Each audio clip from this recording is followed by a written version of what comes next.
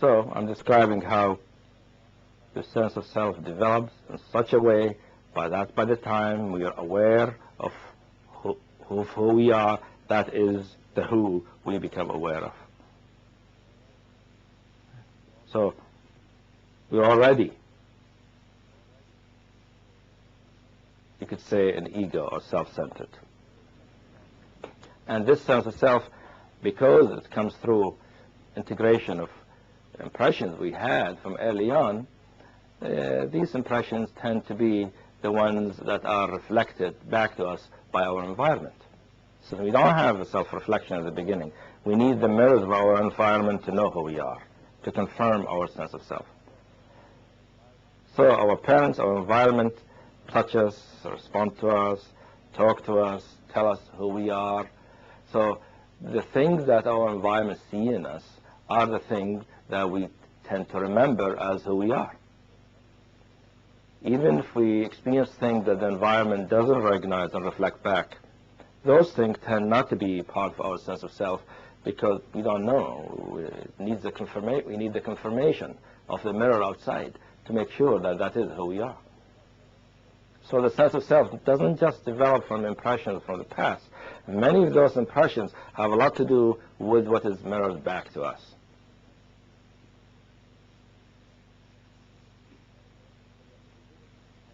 Because at the beginning, our awareness is just out. We just see outward. There isn't an awareness of its very nature, actually. Awareness is not self-reflective. Awareness is aware of whatever comes into the awareness. That's how we are. Without that sense of self, that's how we are before the sense of self develops. So the reflection that comes back to us as us, at some point the child, of course, doesn't know. They refer to you, first of all, by your name. Hey, Fred, come here. And you look back. Fred, who's Fred? You don't know that Fred is you. So it takes a little while to finally recognize. And they ask you, who's Fred? The kids, if you ask them, they won't know which one at the beginning. Some people will point here, some people point here, some people get confused, some people say up here. You see, finally, this is Fred, right? And our parents make sure we know that. And in some sense, they have to. It's necessary. It's part of the development of a human being. So we develop a self-concept from all of our impressions, from our experience, the things that we take to be who we are, that are confirmed to be who we are reflections from our environment. So the things that are not reflected, not approved of by our environment, we tend not to include in this sense of self. Of course, guess what it is that doesn't get included more than anything else? Our true nature. Our true nature, first of all, our parents don't see our true nature. If our parents see something special about us, they think we must be some kind of special being, right? Some kind of special person who's different from other people, right? And the parents become proud of this little kid who's different and better than other kids, and they have great hopes for them. Not like, no, that's the true nature of a human being. You see?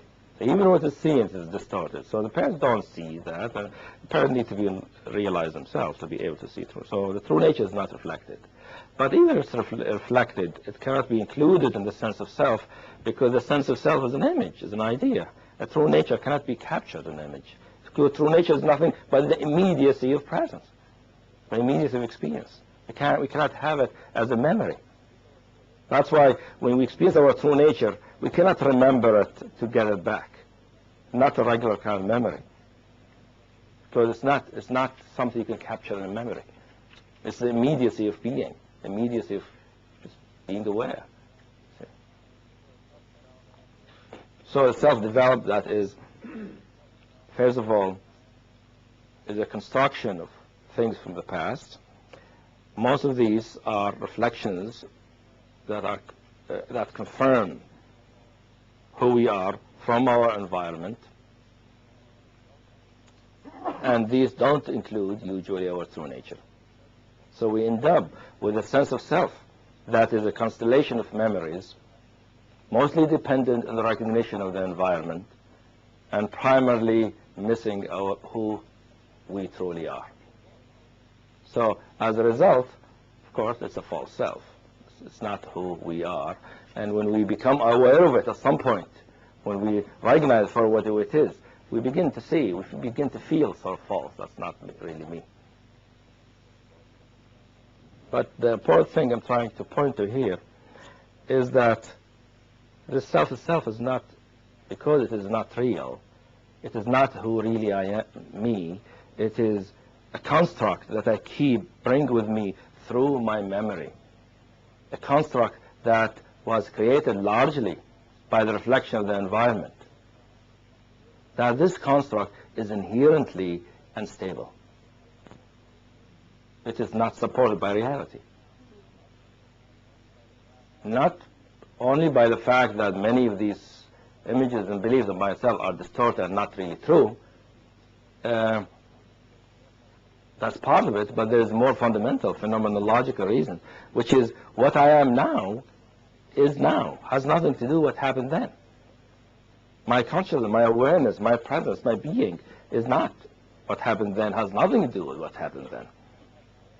So what happened then, the construct that I have developed, is dependent on the past that isn't here. It is not supported by the solid reality now. It has no true supports. But we really believe that's who we are. So we're constantly insecure. So the sense of self, the ego sense of self, is inherently insecure, inherently unstable, inherently needing support, inherently needing confirming reflection from outside.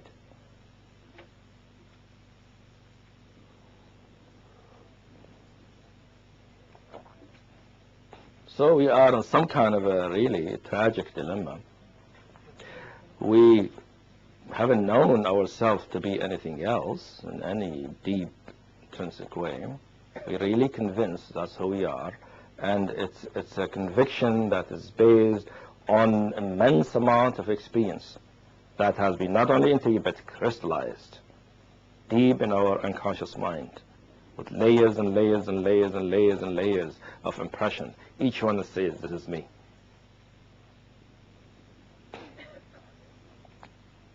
But at the same time, we believe that's who we are, but it is unstable. Because it's not real.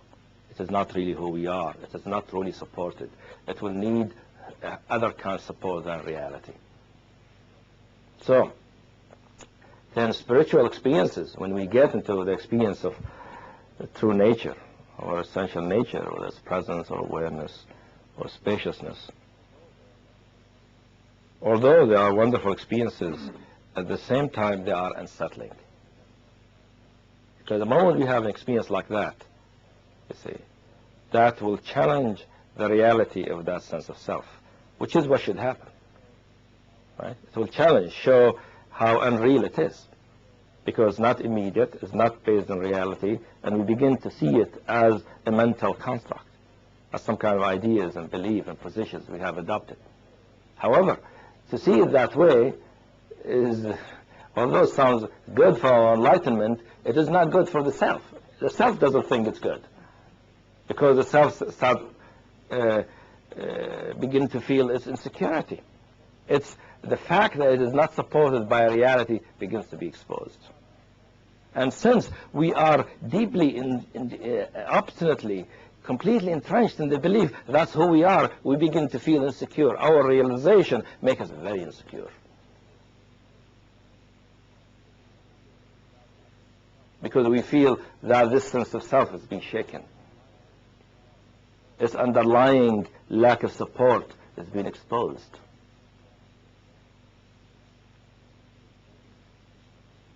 So what do? We don't usually know at the time it is this sense of self that's being shaken. You might feel vulnerable, you might feel sensitive, right? But usually what we find is an intense interest in talking about our experience. Right? Notice that, and that's why many spiritual traditions say, don't talk to your experience. It's very difficult. It's discipline. You see, the moment somebody has a very deep experience of themselves, they want to know it, and they want to talk about it, and talk to friends about it, they want to talk to the teacher about it. Why?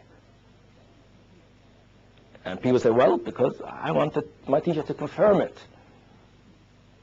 There's some truth to that. See? But why do you want your teacher to confirm it? We're not sure it's you.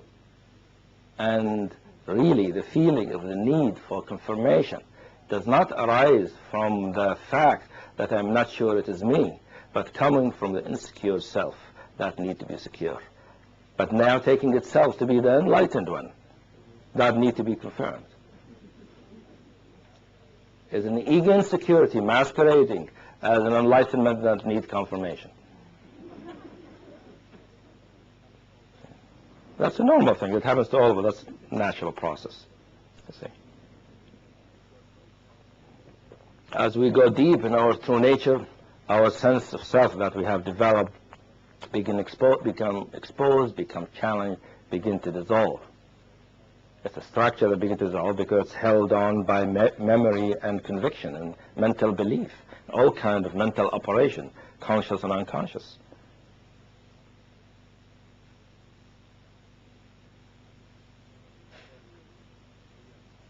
So we feel we don't want confirmation. If that is not possible, we pick a fight. Have you noticed that happen to people? Right?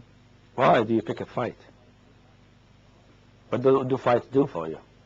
They confirm who you are.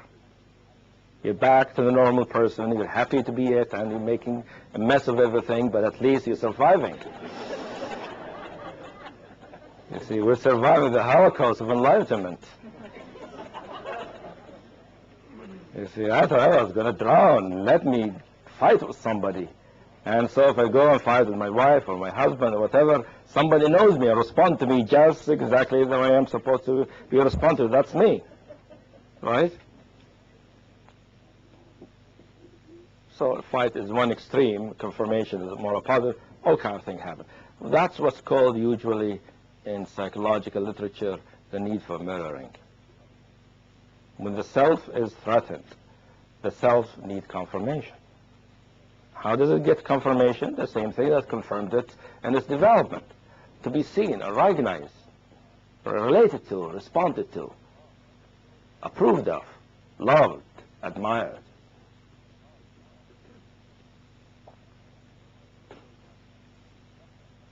Because that reflection, somebody tells you, oh yes, I see you. Oh good, see me. That must be me. You see? If we feel secure again. So it's a difficult transition actually for many of us, because we do want our true nature to be confirmed, since we are not sure of it because we are identified with the false self. However, we are identified with the false self in such a way that we can't help, as we want confirmation, we want that self to be secure. So our realization becomes served, become used by the self for the self to confirm itself. That's why spiritual realization frequently produces a great deal of pride and arrogance. If you notice, pride, arrogance, some kind of narcissism. Why? Why do people get proud and arrogant? It's just a reaction to confirm one's sense of self that has become, insecure. The success of the practice has made us insecure, and we have sometimes to become arrogant or grandiose, so that to confirm ourselves in some kind of extreme way.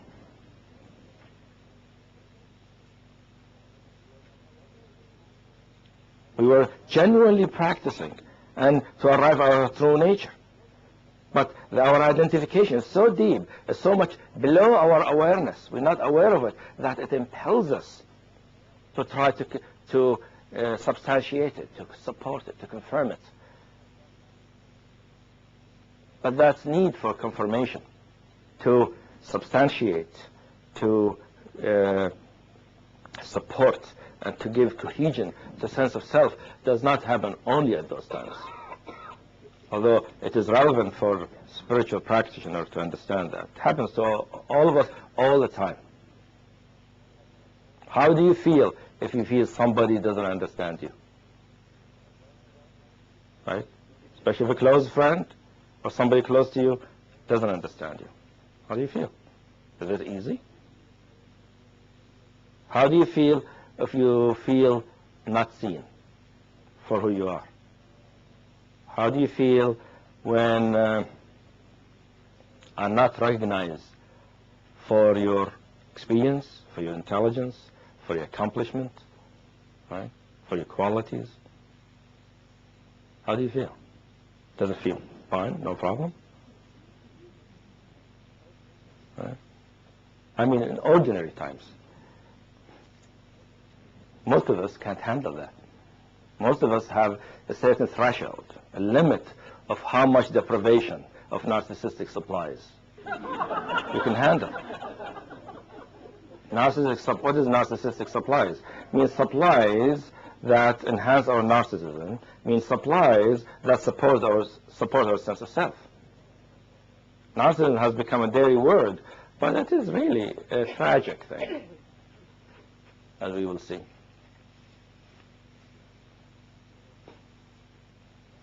You see, the entrenched belief and the power and the identification with the sense of self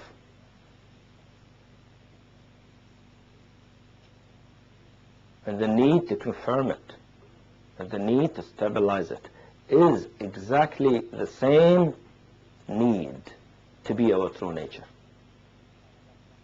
to be ourself. But we came to believe that is who we are. You see, by developing the sense of self, we are disconnected from our true nature. And as we are disconnected from our true nature, not only our sense of self is insecure and needs support, we deeply need to become ourselves again. This is the bodhicitta, the need for enlightenment.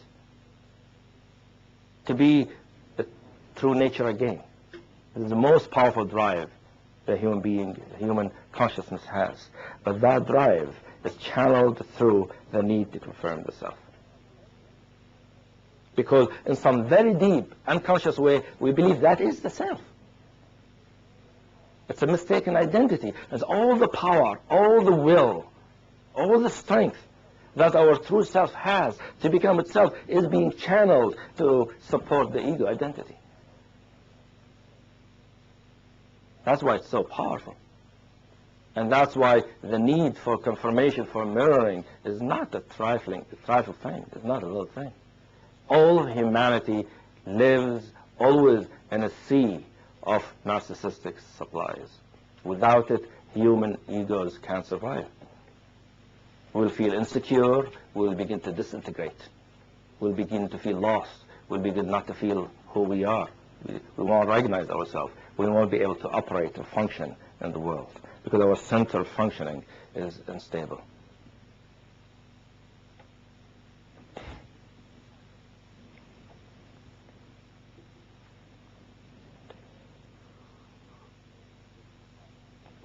So I'm bringing in different parts of the dynamics of the self and its relationship to the true nature. So that's why the question of self-realization or enlightenment is always somehow goes hand in hand with narcissism. Because narcissism means self-focus, self-centeredness, concern with self, wanting to support ourselves, think of ourselves as wonderful and great. Basically, narcissism means the need to have a coherent self, need for the self to be supported and to be confirmed. So usually we see it in the exaggerated ways when somebody is showing off or being grandiose or being insensitive to other people. But these are the extremes of the need for self-confirmation. The pathologically narcissistic individual is the one whose sense of self is more brittle than the normal individual. Their sense of self is insecure, so they need a much stronger, more powerful confirmation. Not only I want you to see me and recognize my quality, I want you to see me as the best, as the most wonderful, the most intelligent. And if you don't see me, definitely I'll hate you. You see? Because you're not seeing reality. That need for confirmation is the same impulse as the need for your true nature to be confirmed from your teacher when you go to your teacher. So if your teacher pretends that he doesn't see, what will happen? Deep wound to your joy.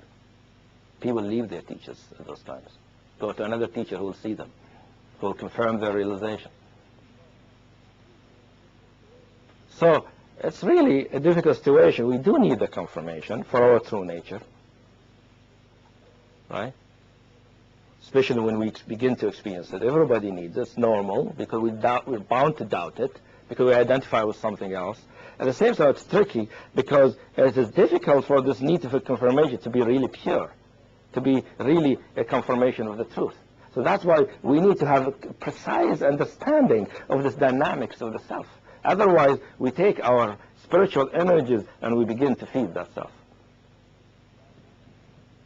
That's the example of that Gurdjieff called the Hasnamus. Anybody read Gurdjieff? He called it Hasnamus. Hasnamus is a crystallized ego.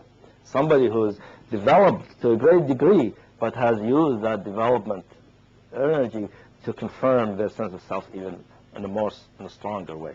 Now, I'm not only a self, but I'm a great realized self. You better bow to me.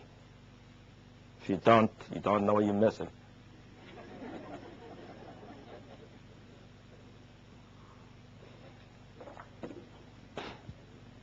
So we're all narcissists in that sense, because we all need to confirm our sense of self.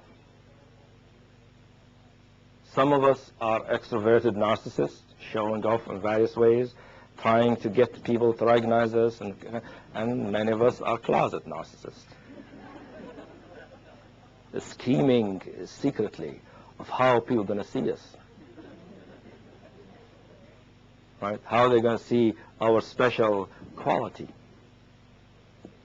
How do I behave in such a way that everybody knows I'm a good person without saying anything?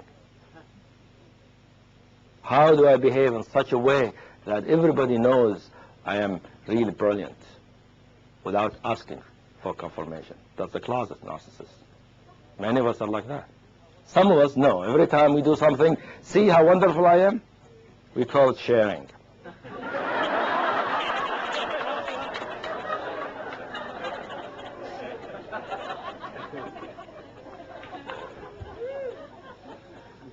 We're humans, we need contact, share our experience.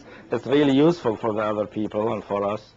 And it's true, but a large part of the sharing, some of it obviously real, and human contact and connection, and we're social animals, but a large part of it, really, a big part of it, is the need for confirmation. If we share our experience, we get to be seen. Somebody sits there, listens, sees us, tells us, yeah, that's good, yeah, that's you, right? That's why when we get to very narcissistic places, we want the other person to listen and not say anything, right? That's why you go to a therapist, right? Many of us. Why do we need therapists? Therapists sit there and listen patiently. Once in a while saying something and make sure they say it in such a way that doesn't, challenge your narcissism. So many of us think that our therapist should be just a mirror there. And even therapy has developed a whole technology about mirroring, and your clients need to be mirrored, and you need your empathy, and you have to be attuned. What does that mean, to be attuned? It means to see exactly where you are and reflect that back to you. We said, very empathic attuned therapist. Very good. I'll pay them more.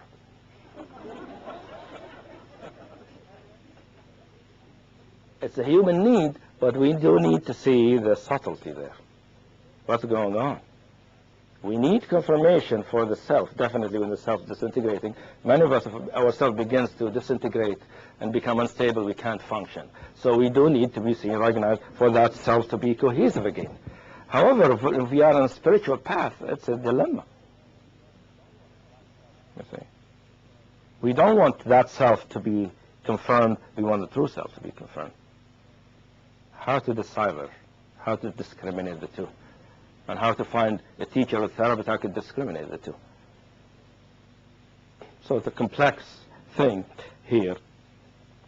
But I basically trying to point to the need for confirmation for the sense of self, the need for mirroring, the need for external support that appears in human interactions universally.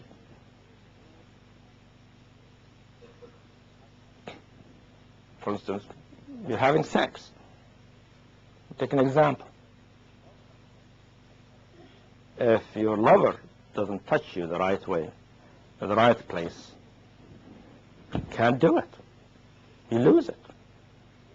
Right? And you get mad and angry and disappointed, right? Everybody, no, don't touch me that way. Touch me this way. Not here. All of it has to be right. If the moment your lover does it in some way that they like, it doesn't happen to be the way you want it, you feel you're unattuned, you're hurt, devastated. Forget orgasms, you see. Why is that? What does that have to do with sex? It doesn't have to do with sex. It has to do with the self. It's a narcissistic need, you see. So I'm talking about ordinary, everyday kind of reactions and in social interactions we have that are normal. There's nothing abnormal about them. I'm not talking about pathology. I'm talking about the normal thing that people experience. I'm trying to point to the narcissistic thread and elements in them. Because we recognize it, we recognize the self there. That we always saying, we want to get rid of and transcend.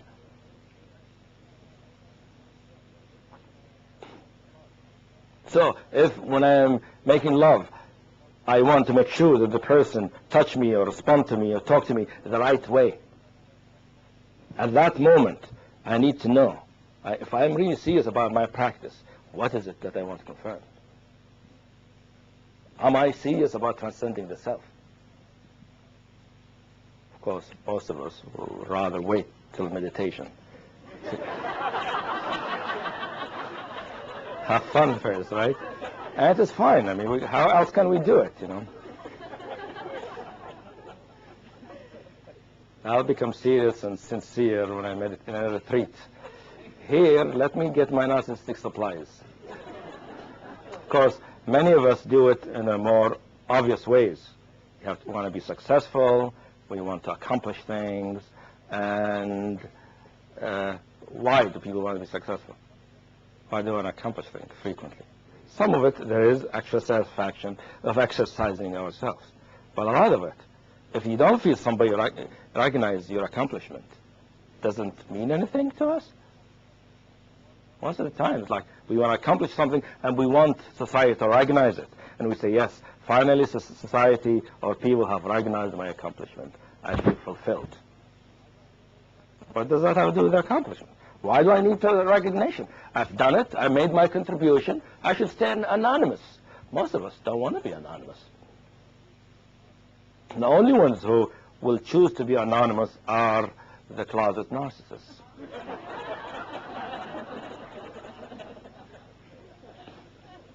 In our closet, we remember what we've done.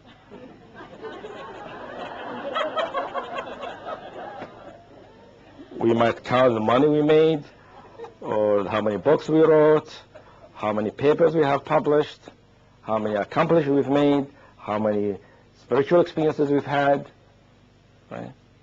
How many lovers we've had, all these accomplishments. So we either announce them, declare them to the world, and try to get direct recognition, or we try to get the recognition indirectly. But the self cannot live without recognition. That's the truth of it. The self needs constant confirmation because it is something floating from the past coming here. It doesn't have true moorings here. It needs to be constantly affirmed and confirmed, and we need constantly to say, yes, that is you, and you're wonderful, and you're good. That's why we have sense of self and self-esteem with a sense of self. But to live in an emptiness of confirmation, the sense of self will begin to shrivel up and die. And we'll feel it as a diminution, as a diminishment of who we are, as a loss of esteem, loss of importance, loss of significance, loss of identity, loss of center. So one of the ways, obviously, to work on recognizing that sense of self and how attached to it is to look at this narcissistic need for confirmation, to see how pervasive it is, how it's everywhere in our life, how we always need to be mirrored, seen, recognized, understood, related to. And the more unstable our sense of self, the more exact the mirroring needs to be. It's called mirroring because it means it has to be precise and exact. The more secure our sense of self, a little bit of recognition is fine. But if we are insecure, just like as if we had deep spiritual experience, or we lost somebody important to us, which is one of our main supports, our sense of self, then the mirroring needs to be more precise, more attuned.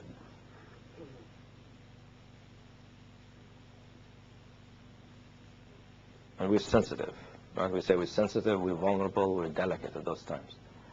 And it's true, if we don't get it, we get hurt. See, we get devastated. What is it that get devastated? What does it get hurt? Itself. Sense of who we are. And it's such a precious possession. We believe it is such a precious, necessary, needed possession. See, we'll fight for it till death. Actually, humanity fight for it, generally speaking, to the last drop of blood. Because of the deep conviction that is really what I am. See? So the self-true is the main barrier for spiritual realization.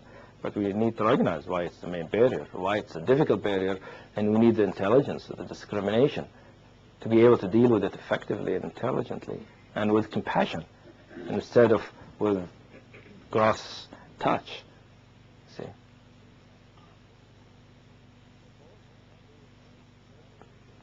So both through spiritual realization and through life experience, when we lose some of our supports, the need for narcissistic supply increases. It's usually there all the time.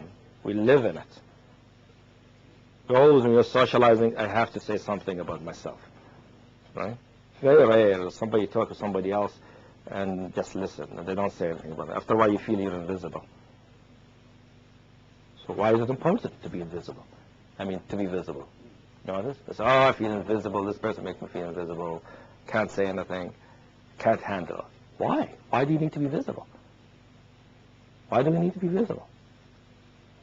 Why not just hang out so nobody sees me? What's the big deal? It's me. Only a fully realized person can do that. You see? Because that fully realized person isn't identifying with that sense of self that needs confirmation. Self-realized person is a person who sees themselves by being themselves. Doesn't need to be seen because they're already seeing themselves, because the true nature is a seeing of oneself. There's an awareness that is aware of its presence. But the ego is not like that. It isn't aware of the presence of that. It has to be indirect. It has to be confirmed. So the confirmation that all of us need, whenever we are identified with our sense of self, will appear as a need to be seen, need to be recognized, understood, empathically responded to, admired, loved, approved.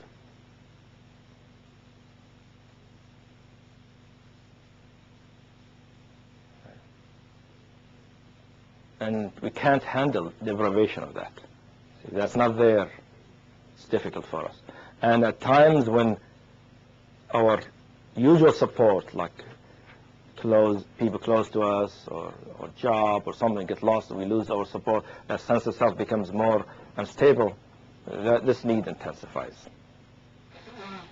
And then we want to brag more. We want to talk more. We want people to see us more, and our sensitivity about not being seen gets more intense. We're more delicate, more vulnerable. Interesting, in society, people tend to look at people who are menacing that way and kind of rejection. Oh, this is narcissistic, terrible. But the reality is the person is suffering. The person whose narcissistic needs intensify, and they need to brag, right? Or need to be recognized, need to go after some kind of recognition or reflection or approval. As a person who is feeling that they're disintegrating, they're suffering, what they need is a compassion and recognition for where they are. Usually we don't do that. We usually want to push the person away because we can't handle that in ourselves yet. A narcissist person is a person who needs compassion more than anything else. Our culture has learned to reject it. Narcissism has become a dirty word, which all it means is a vulnerability of the self. We say a person is self-centered, only want to talk about themselves. Right? That's what we say. Narcissists only want to talk about themselves, how great they are, how wonderful their life is. I don't want to go and listen to this person or talk to them. I don't want them to be my friend. Why do we think that way? First of all, it reminds us of our vulnerability. And the second, we're going to be deprived if we're with that person. They're getting it, not us. Otherwise, what do we care? Let him talk about himself forever. Right? What's the big deal? We can't handle that. So that shows us our own narcissistic vulnerability and our own need for confirmation.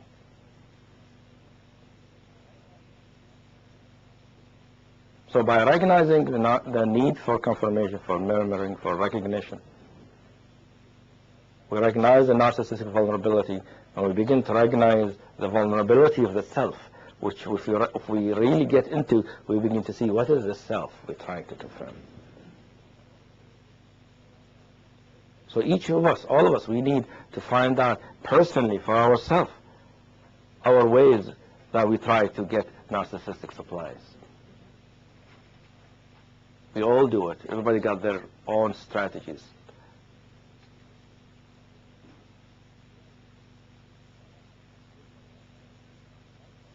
And I think it would be good for us to learn to recognize that and acknowledge it and see it with some kind of acceptance, because it points to a vulnerability that needs to be actually seen and understood, because it's through that vulnerability that we can penetrate the self to true selflessness.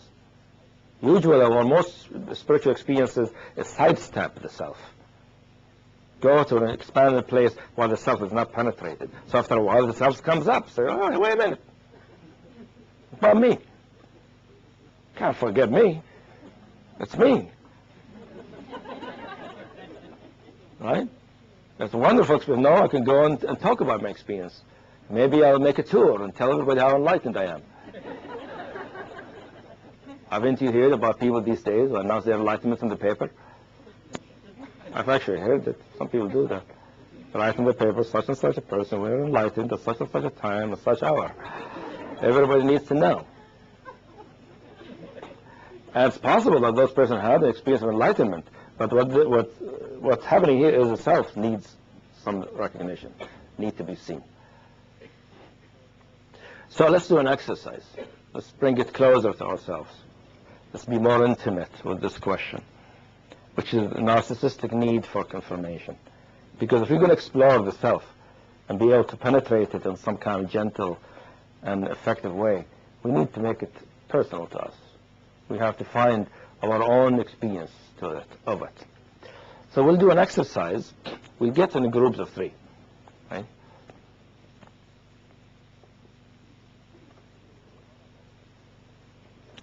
And we will do a monologue. We'll talk. Each one of us will have a 15-minute chance to talk.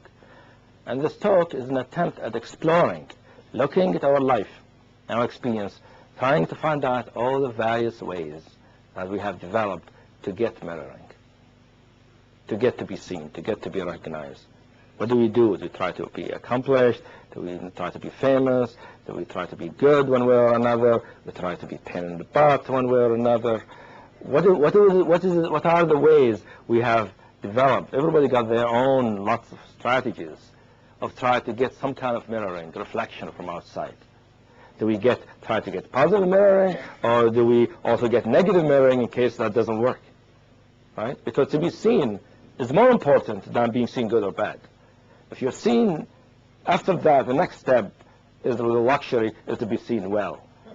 But if you're not seen at all, it's a whole aloneness that's intolerable. So you will see all the ways, all our strategies that we have learned, utilized, to try to get confirmation, recognition, reflection, being seen, being recognized, being approved of, being liked. So that way we see all the things we are always doing to confirm that sense of self that we all say we want to transcend. So if we really want to transcend it, don't we want to see how we tend to confirm it, even at the time of transcendence? So obviously, to do this exercise, we need a great deal of sincerity and honesty with ourselves. So the other two people sitting there will be silent, present witnesses. They're just there listening. They're not doing anything. Just listening there. And the listening will help us. Because we're not completely realized, we need a mirror to know ourselves. Right? If we are Buddha, we don't need two people. You can do it by yourself. Since none of us here is a Buddha, we need two other people that will be support. But the support here is not a comfort, it's just being there. That's real support, is just presence and awareness. Somebody being there, giving you space to really explore your own experience, your life, and recognize that manifestation of the self. Welcome. I'm Eugene Cash. I'm one of the teachers here at Spirit Rock, and I have the great honor to introduce Hamid Ali to you this morning. And it's really lovely to see all of you here today, and I see many people from the Spirit Rock community, from the therapeutic community, from the Ridwan School, the Diamond Heart work. It's really lovely to see you all here. Just a few words.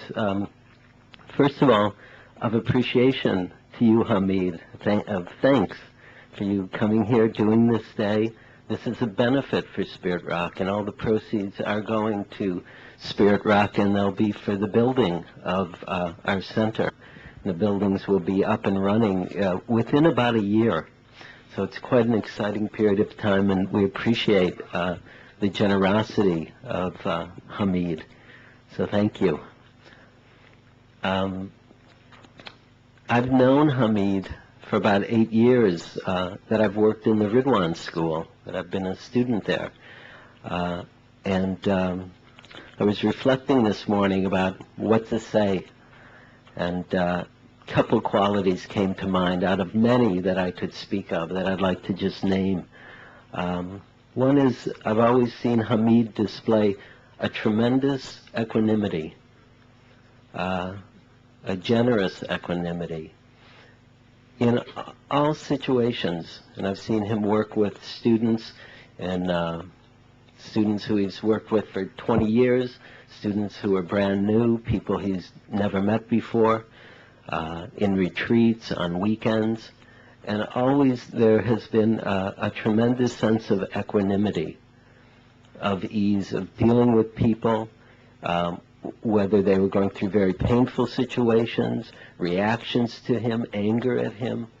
There has just been this profound equanimity that I've learned from both in seeing and experiencing in his presence. The other quality that I would like to mention to you is one of curiosity, that in working with Hamid, one begins to kind of catch, like you might catch a cold, only it's a little better.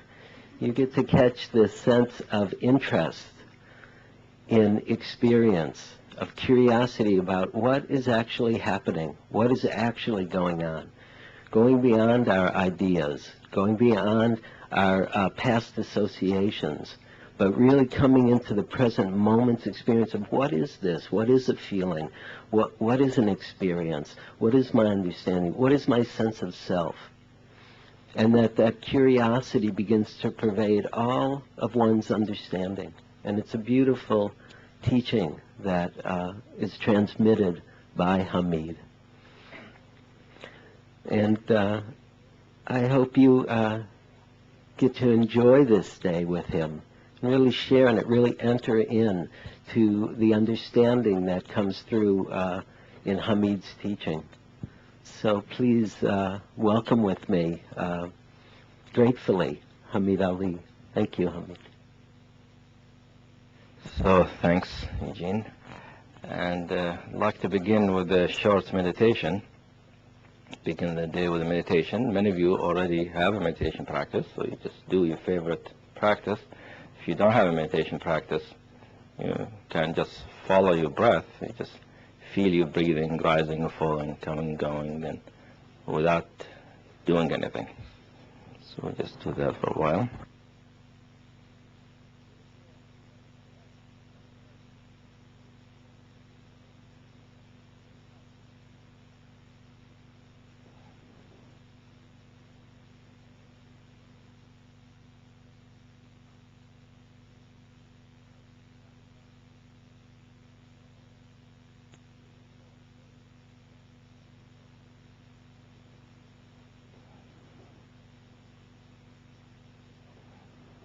I'm happy to be here, actually, and do something to help Spirit Rock and develop their place in the community. It's a wonderful place here.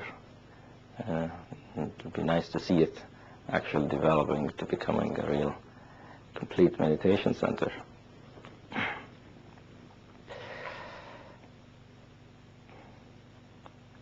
So I'm going to try to do something today. Also be useful for all of us here, hopefully.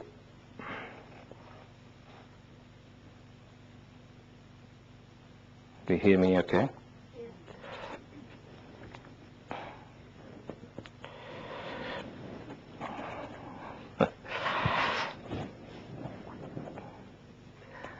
So we're all here interested in the inner journey and working in ourselves to be able to either be liberated from our suffering, from our conditioning, or to realize our nature, our true reality. And I think many of us by now know that the realization of reality, or the liberation, is almost synonymous with selflessness. Like we start with the self, and the more we get into it, the less self we have, or the more selfless we become. And of course, there are many meanings and many dimensions to this experience or realization of selflessness.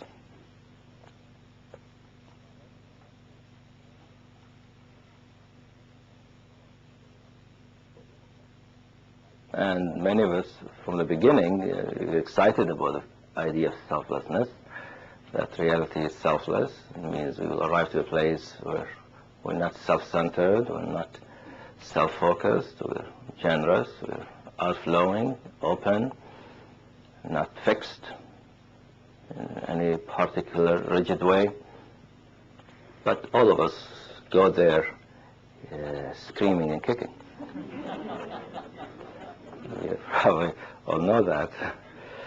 And well, regardless how we intellectually or aesthetically like the idea of transcending the self or arriving at selflessness, but we all, as we are appreciating it, strongly believe we are a self. We're going to get there. Right? The self is going to get to selflessness and going to experience selflessness and maybe even be proud of it.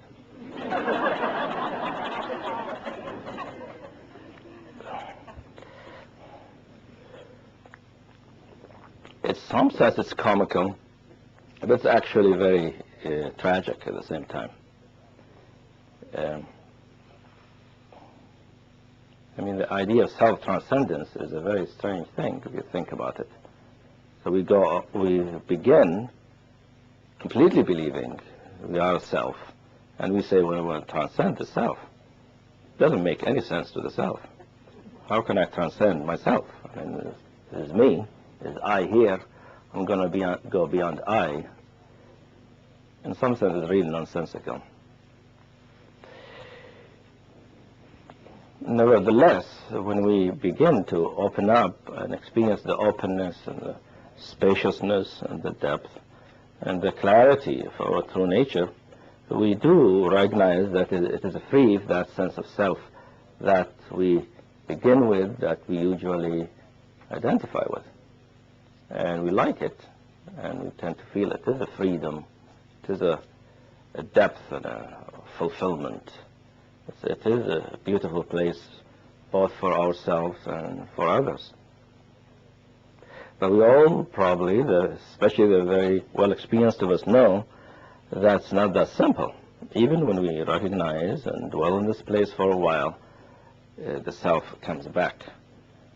And all kind of reaction, all kind of other issues and questions and obscurations, and we find ourselves again as this self-centered individual.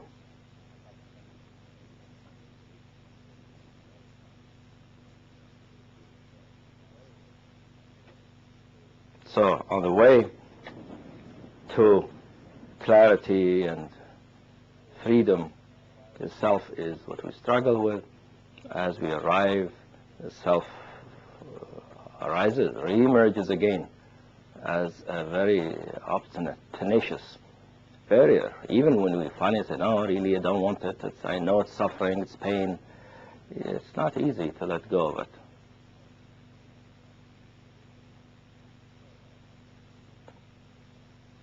So that's what we want to spend the day on the self, and find, work on some of the, and understand some of the questions or some of the difficulties in the situation, and see if we can penetrate them some.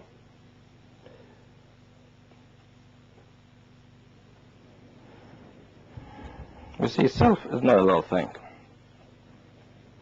The self, as the self, meaning we all experience ourselves as a self, each one of us is a self, an individual with characteristic traits and a sense of identity, and that help us recognize ourselves and who we are.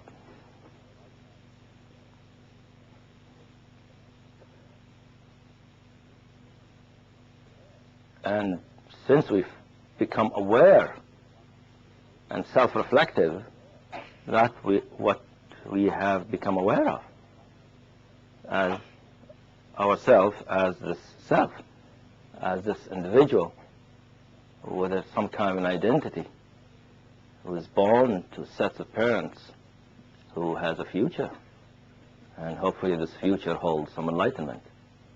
But it's the self that we are aware of, and that's what we know as ourselves. And it's not only it's difficult to envision ourselves without it. Our identification with it, our belief in it is so deep, so entrenched, so multi-layered, multifaceted, so well constructed, that we haven't got the vaguest idea at the beginning of what we're going to be working with.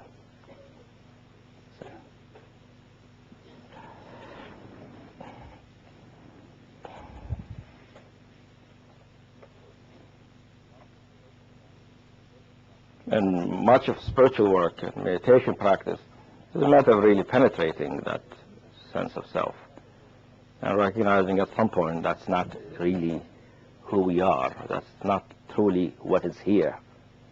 And that way we begin to experience our essential nature, or true nature, and then we experience it as empty of that self, as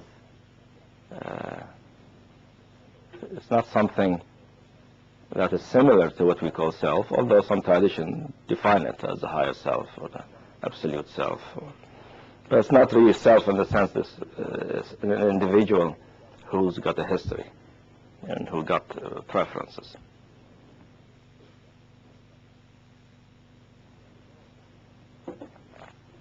So we want to know the self in some detail in terms of more specifically, more particularly, know its history, know why it's difficult to let go, why it's difficult to penetrate it, maybe understand, recognize maybe our life and learn how to deal with some of the landmarks of this journey of penetrating the self.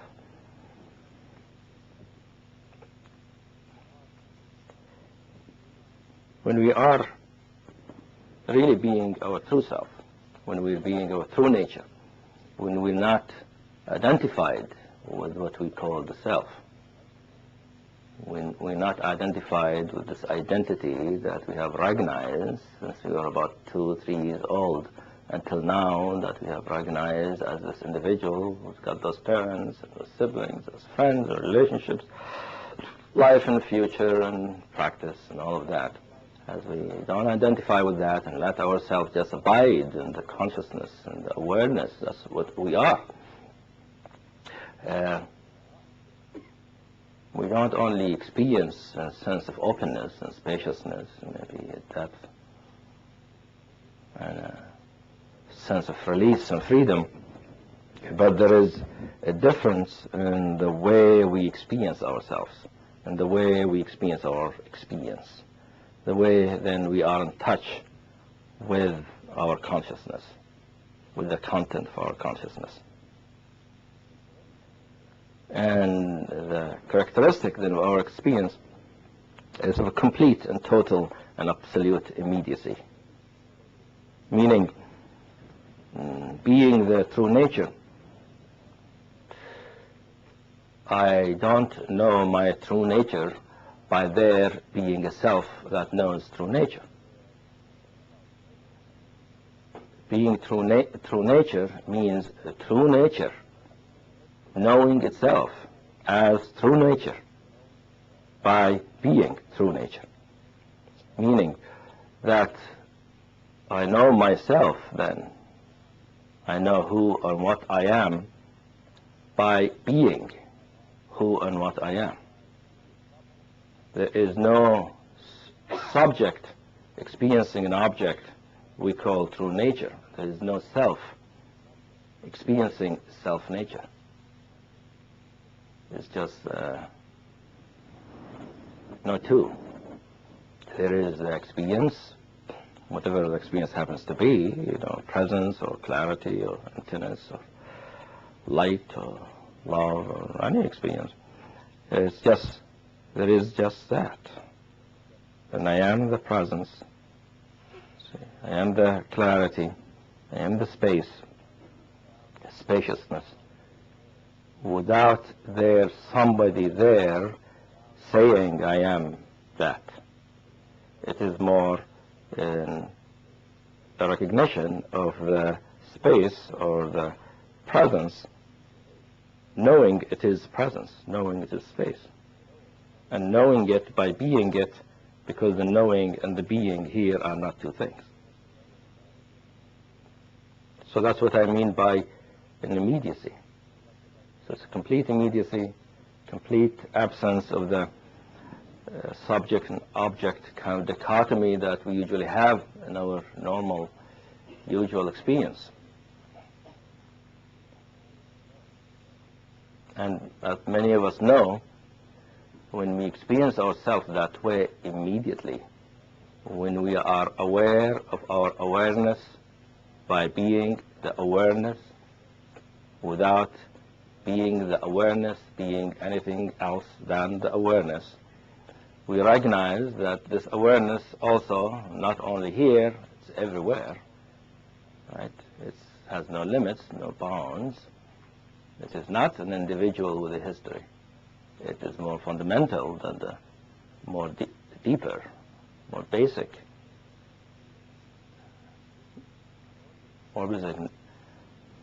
not only more basic than my sense of normal self, but more basic than anything else, including physical reality.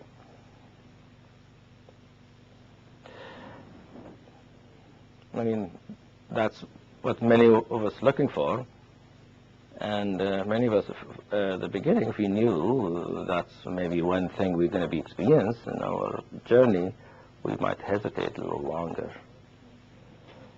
Because usually we think we are going to be this individual, the self, who's going to feel wonderful. and going to be free to roam the earth freely without any suffering and conflicts. So back to the immediacy. So the characteristic of the presence of just true nature, of the clarity of true nature, the beingness of true nature, the truth of true nature, is that it is an awareness that is inseparable from its factness, an awareness that is completely inseparable from its being, an awareness that is aware of itself as awareness, without it, while being aware of itself, separating itself from itself to know that it is awareness. It is a different kind of way of experiencing than the one we usually accustomed to in our ordinary experience. So knowing and being and awareness are all the same thing. So I know that who I am, what I am what I am. I am aware of who I am. I'm aware of the awareness that I am. I'm aware of the being that I am.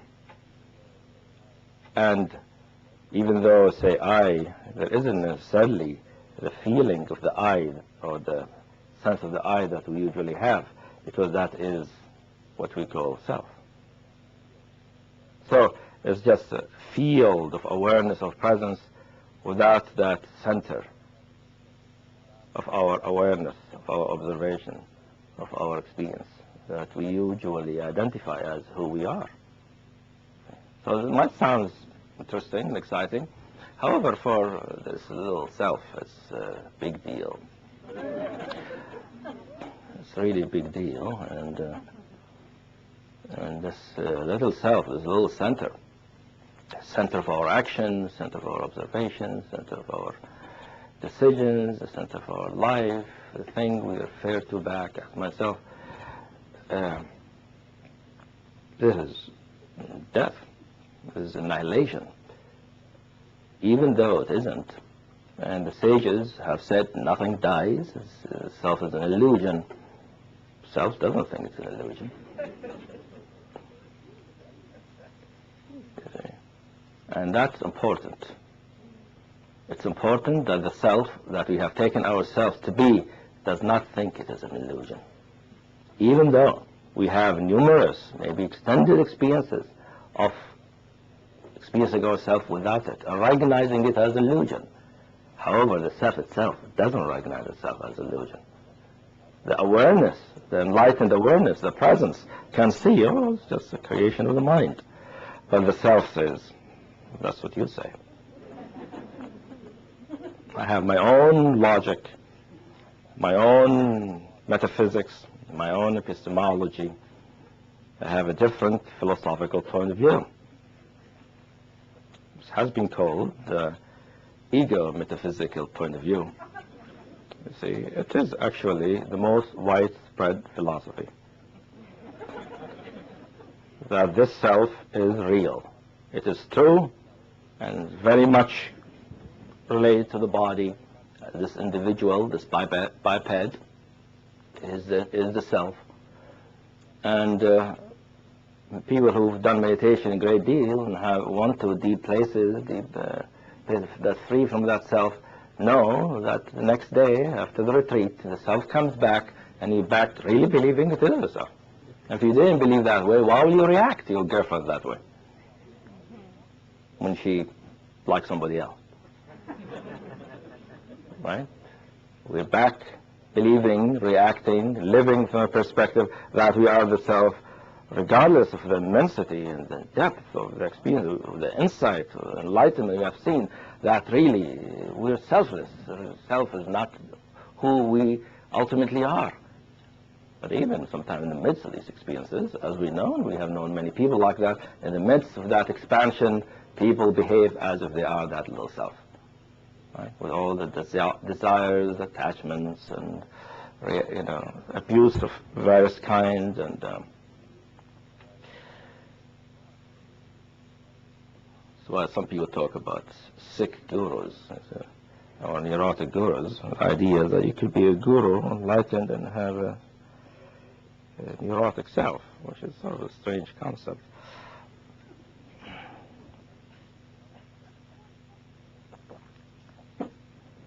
All it means that the self is not there, it has not been penetrated.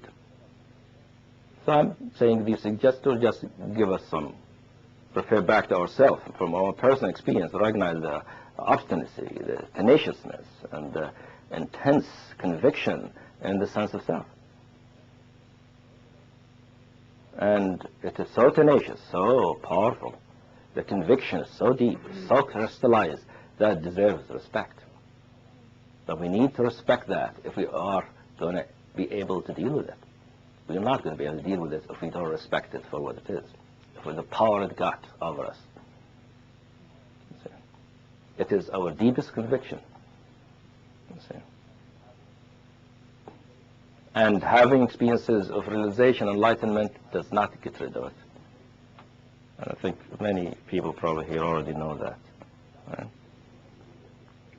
So that's really the point of view I want to take. That it's good, definitely, to have an experience of realization, to go deeper into samadhi or into some kind of prajna experience, and have the clarity and the freedom and the spaciousness and the release and as deep as possible. And that way we know our true nature, but also that way will also challenge and push out, reveal to us more of the nature of the self that we have been trapped in. Trapped in by our own conviction that that is real, that is who we truly are. That when it comes down to it, things get tough, that's how I'm going to be. Right? Easy time after 10 days or a month of meditation, I'm willing to be spacious and selfless. Right? That somebody hits my car, see what happens. Right? My house burns, see what happens. Somebody doesn't like me, see what happens. Somebody doesn't see that I'm enlightened,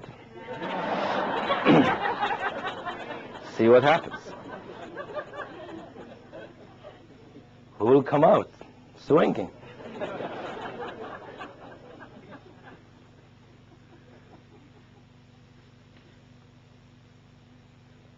As I said, it is comical, but it's also tragic. So how come the self is so entrenched? Okay.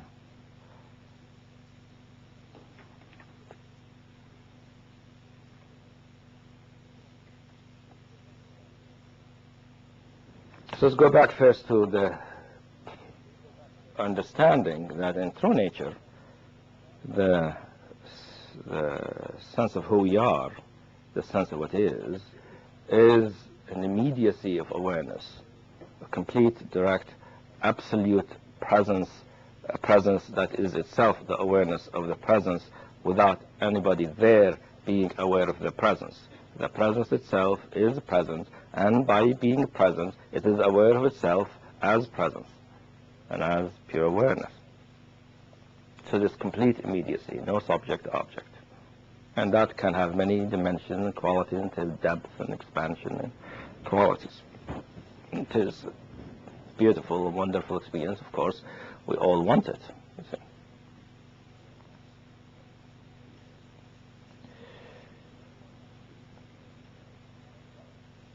No, the self, the usual self, is characterized by many things. One primary thing is its mode of knowing, which is not the direct one. We know ourselves by reflecting on ourselves. We know who we are by what we have had experienced in the past. The sense of self that we have is the result of history. Right? Somebody asks you, who are you? What do you tell them? Things happened in the past. Things you've seen about yourself in the past. Even though they might be an experience of realization. So, well, I am pure awareness. Where did that come from? It was maybe a minute ago. It always comes from the past. Because in the middle of the pure awareness, somebody says, "Who are you?" What you'll do, probably, you take a person's nose and tweak it. That's what the Zen masters do. Right? You don't say in pure awareness, for the person doesn't make sense. But if you tweak their nose, they might wake up, you say. And it usually happens spontaneously without reflecting on it. But when we look in our usual sense of self, it is several steps removed from experience. We experience, whatever we experience, there's somebody there experiencing something. I'm experiencing some love, I'm experiencing some compassion, I'm experiencing pain, right? I'm experiencing anger, I'm experiencing jealousy, I'm experiencing generosity. There's somebody there that was something else that is being experienced. That fact by itself, that the way I'm experiencing myself is not completely immediate, means I'm not being my true nature. Because my true nature is characterized by the fact that it is immediate awareness of the awareness. So the moment I am in the mode of knowing, where there is a person, an individual, a self, an identity that is aware of some content of experience, we're already in the usual self. But that's our normal experience. Right? That's our normal thing. I mean, it's nothing, I'm not saying anything is attack. We're always like that. Most of us live like that. We've known ourselves that way. Most of us can't imagine. How else can it be? In fact, maybe I'll have some experiences once in a while when I'm not like that and when I'm pure love or pure space. But I come back and I know that I had that experience. Right? So, the baseline is always that individual that experiences things. Even when we have deep experiences of freedom from that, when we come back, we don't say, "Uh-oh, I'm deluded." We always say, "I had this wonderful experience." Right? That shows where we really, what we really believe as who we are. You see?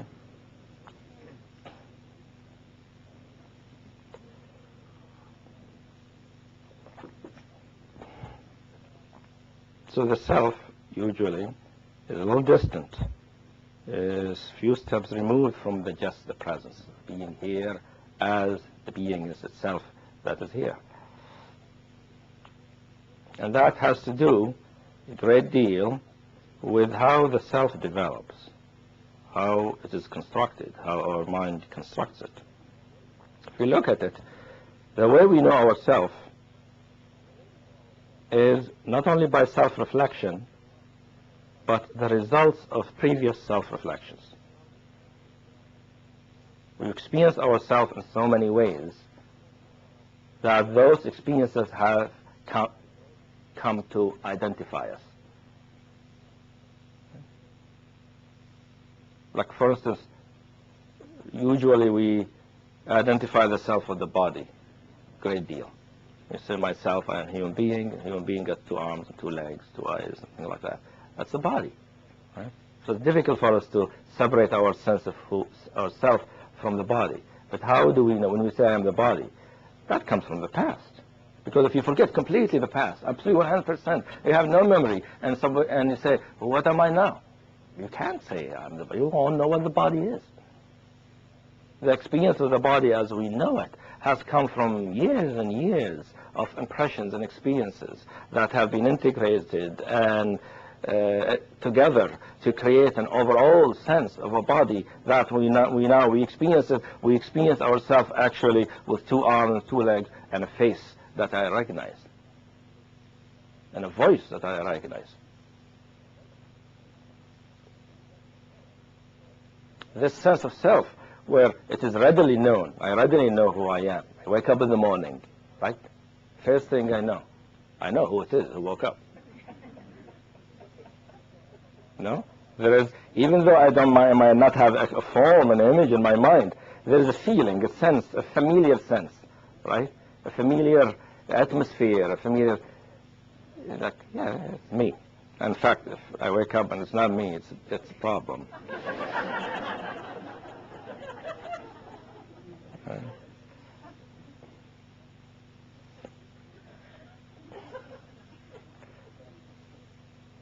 And we have actually a balloon that helps us know who we are when we wake up.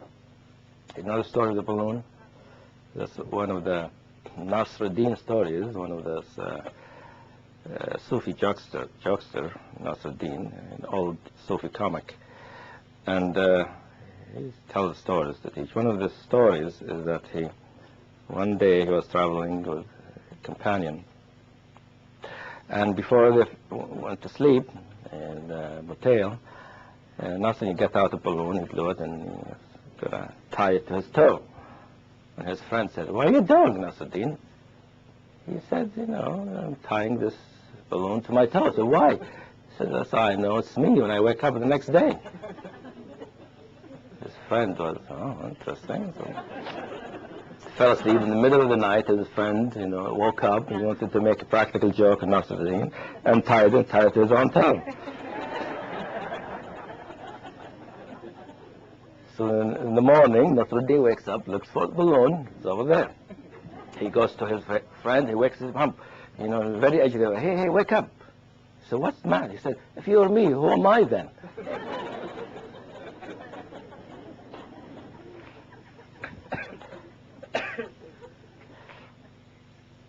It's confusing, you see, if we don't wake up with our balloon. And our balloon is actually, when we wake up in the morning, early in the morning, before we even see anything, is some kind of feeling, some kind of sense, some kind of self-recognition, some kind of a familiar scent, some kind of familiar, old, a little musty kind of feeling in the atmosphere that right away I recognize that's me, before we feel any form. That's what I call the identity. That's how the self has an identity that it identifies with self. And that identity is really the result of all of our experiences of ourselves that we've had all throughout our years of our life. So the self, as it is known now in many depth psychological theories, develops from childhood. That we're not born with the sense of self that we find at some point at age maybe 2, 3, 4 years old. That an adult, we believe that's who we are. Actually, depth psychology believes by now that there isn't that sense of self that recognizes itself as self at the beginning. And that it develops slowly in the first few years of life. It's interesting. Depth psychology believe we don't start with a self. But they also believe, however, that the self we end up with is really our true self. Which is a weak logic that nobody seems to question, How can something that I construct in my mind becomes my real self? You see? So the idea of how the self develops is that at the beginning there isn't really a sense of the body we think of it. There isn't the sense of this individual, or there isn't that sense of identity by which I know myself. That developed through all kind of impression and experiences that we have with ourselves and relationship to our environment, relationship to our parents, all kind of interactions and relationships, and each one of them we have an impression of ourselves. These become retained in memory and become constellated and becomes integrated as an overall sense, overall structure, overall self-concept, overall image of ourselves that has its own identifying characteristic. So it includes all of our history.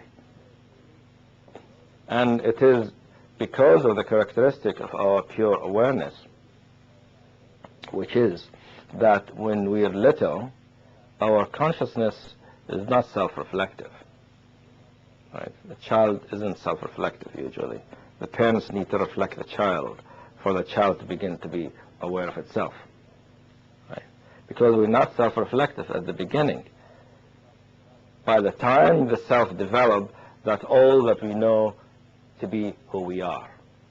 We are not self-reflective from the beginning to be aware of the presence or the awareness that already exists there. that we are before that sense of self develops. So by the time self-reflection develops, we have developed that sense of self. In fact, self-reflection requires the development of this sense of self. So the self-reflection and the development of the sense of identity of self happen at the same time. So by the time we reflect on ourselves and say, oh, that's me, it is that self that has developed.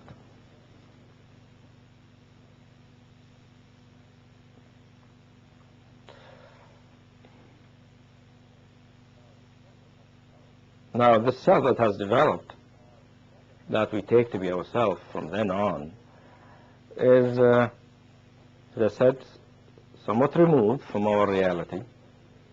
Partly, it is an overlay from the past on the present.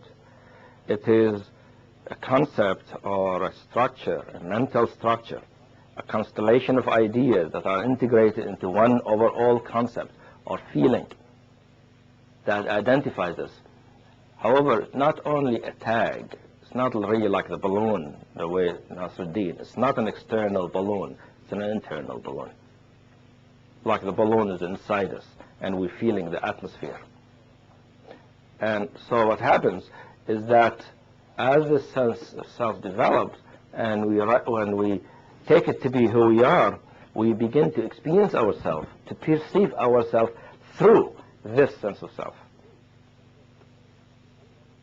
Meaning, not only we just develop a mental construct, mental structure, some kind of image, our awareness situates itself inside that construct and look at everything from out, from within it. It's like we go inside the balloon and look out. And when we do that, what we see is a reflection of the characteristics of this balloon. Right? So all of reality become imbued then, become impregnated with the feelings and the thoughts and the impressions and the experiences we've always had that have constructed this balloon. So our experience of ourselves and everybody else and the whole world is not immediate. It's always intermediate, always through the immediacy of this sense of self. So that's what happens. So if we just develop a sense of self like a tag, like a balloon, and we hang someplace in our mind, there's no problem. In fact, realize people have that tag. So that way they know how to recognize their homes and friends and things like that. However, it's not experienced from within. The realized person does not experience themselves from within that self.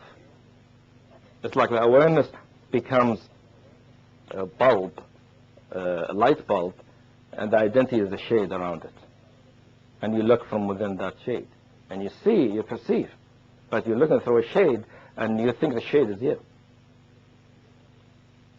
You see? Not recognizing, no, I'm the light bulb. So it's an involved story, and of course in one day I can only discuss some of the general outlines of the picture. But it is quite an involved picture. It's simple, but it has lots of details.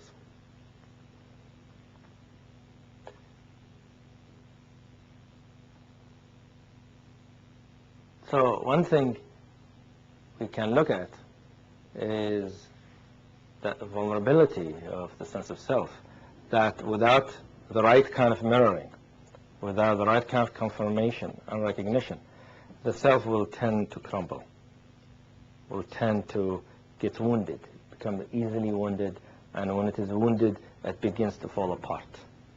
And that's what we mean when we say, well, I feel devastated, I'm falling apart, I'm disintegrating. What is it that's disintegrating, falling apart? True nature doesn't. Our body isn't usually. It's our sense of self, the structure, the psychic or mental structure that we have developed, with which we identify and with which we know or recognize ourselves. Usually we're not aware of it objectively. We're so identified with it that we just act it out, live it out. So by recognizing some of the manifestation, like the need for confirmation, we could begin to see it, to observe it. So the fact of the need of confirmation, that without this confirmation it will crumble, means something about this sense of self. That is important for us to understand.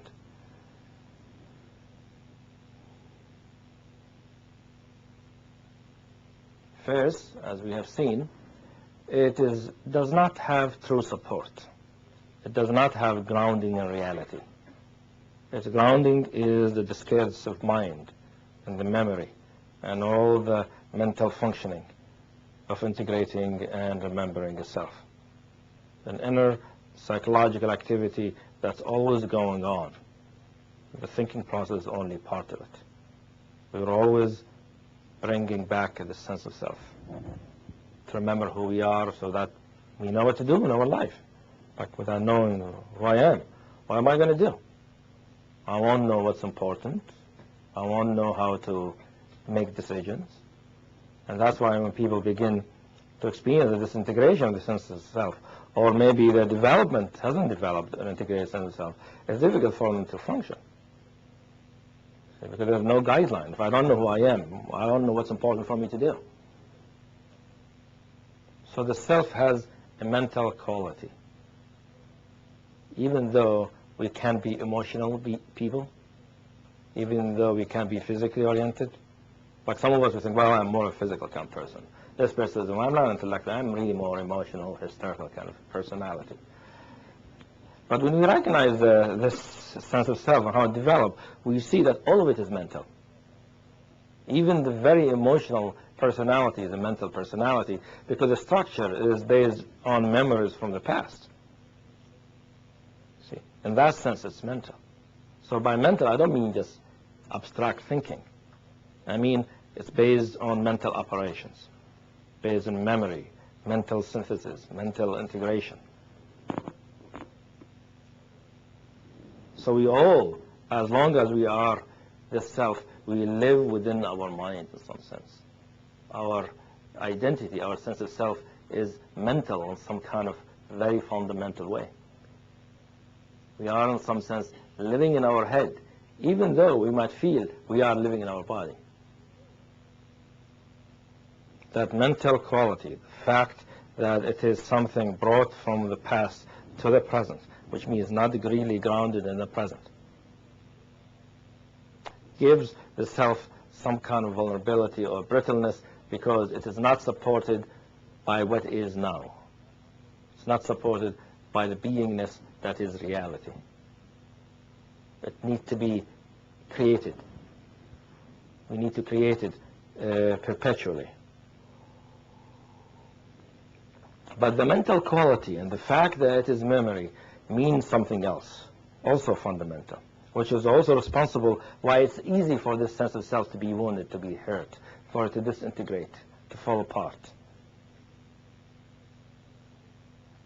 Which is the fact that it is mental, which means it is a general overall image of self that integrates many memories and impressions and emotions and relationships from the past, means the fact that it is a mental quality, and a mental quality that is a remembering from the past, means it is devoid of the presence of being that can only be now, and that is not created by the mind.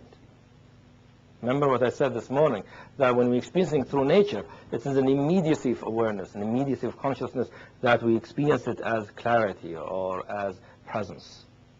Just isness, a presence, beingness that is independent of the mind. It's a sense of recognition by being instead of recognition by remembering. I know that I am by being.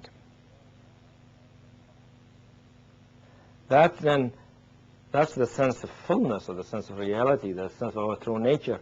That is really what is. That is what we are, that is now. That is actually being, manifesting at this moment. However, the identity, the sense of self, its very nature is divorced of this nature. It's divorced of this beingness, of this presence.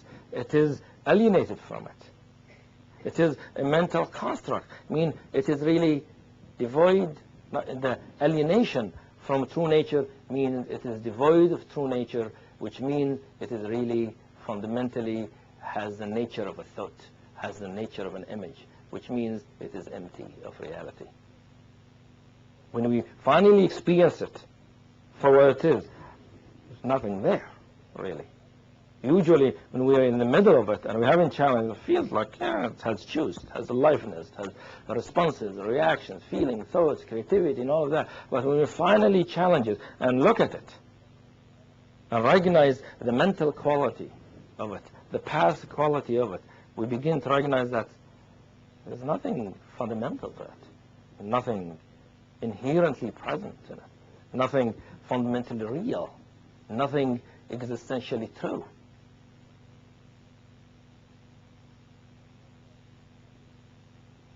So that's why the balloon is a good metaphor for it. It's sort of like full of air. Sometimes it's grandiose, full of hot air, but it's basically full of stale air. Pretty stale because probably 30, 40, 60 years old. Yeah. And we have to keep it the same, you see, so that we know it is us, and by keeping it the same, we can't allow it to change. So it's flat, fresh air. Imagine air sitting there for 50 years. Right? How stale it is. When we recognize the insides of the sense of self, we recognize how old it is. And it does actually literally feel stale, somewhat musty. But the thing I'm referring to is the fact that when we begin to become close to it, we recognize a lack of substantiality, a lack of real inherent reality in the moment. Just the way a thought doesn't seem to be something substantial, something full, something rich. That's how the sense of self feels when we come very close to it, when we begin to really experience it directly instead of just identifying with it and living from it. And it is the fact that it is empty inside makes it terrible for it to be wounded. You wonder, why is this narcissistic hurt so terrible compared to many other hurts? Because we have all kinds of pain, not being loved, being abused, being, all kinds of stuff we get hurt by. But when you experience the narcissistic hurt, it seems like we dread it. We feel like an immense fear, a terror, like it's going to be a catastrophe to experience that hurt. We don't really know how come. We just instinctively react and respond by getting away from it or doing something so that we won't feel it. But if we really stay and we have the compassion and the precise and compassionate understanding, so we could stay with the hurt, we recognize that this hurts. What's terrible about it is like when you open a wound, this wound doesn't open into more flesh. It opens to nothing. There's nothing there. So if I get hurt, it's the beginning of my disintegration. So the narcissistic hurt is inherently a beginning of a disintegration, of a falling apart. It's the beginning of recognizing there is nothing to me. I've taken myself to be this person. And in my eyes, very important person. Significant and central in life.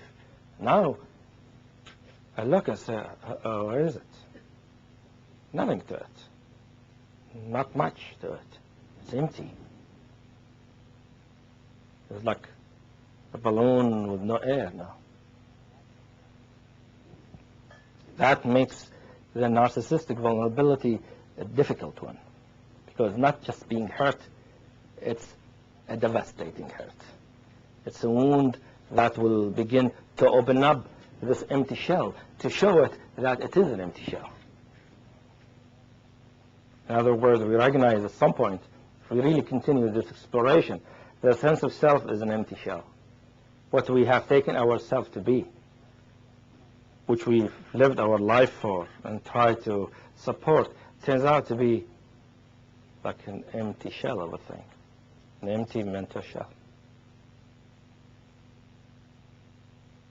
with no significance, with no sense of reality. So to allow the wound means this shell is going to fall apart even more and more. It's going to dissolve. There'll be nothing after a while. So we tend, of course, cohesion, right?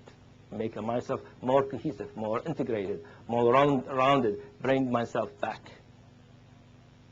with all kind of confirmation and support. However, this underlying emptiness of the normal sense of self emerges sometimes before we even go that deep in our exploration, our work with ourselves. It appears in life in general before we reach such crisis. How does it appear? Usually one of the main ways we know we are feeling the emptiness of the self, the narcissistic emptiness. When we experience our life sometimes like there is no meaning. Like me or my life doesn't feel meaningful, has no meaning, or doesn't have enough meaning. There's a feeling that there isn't a real rich significance to things, to my experience. That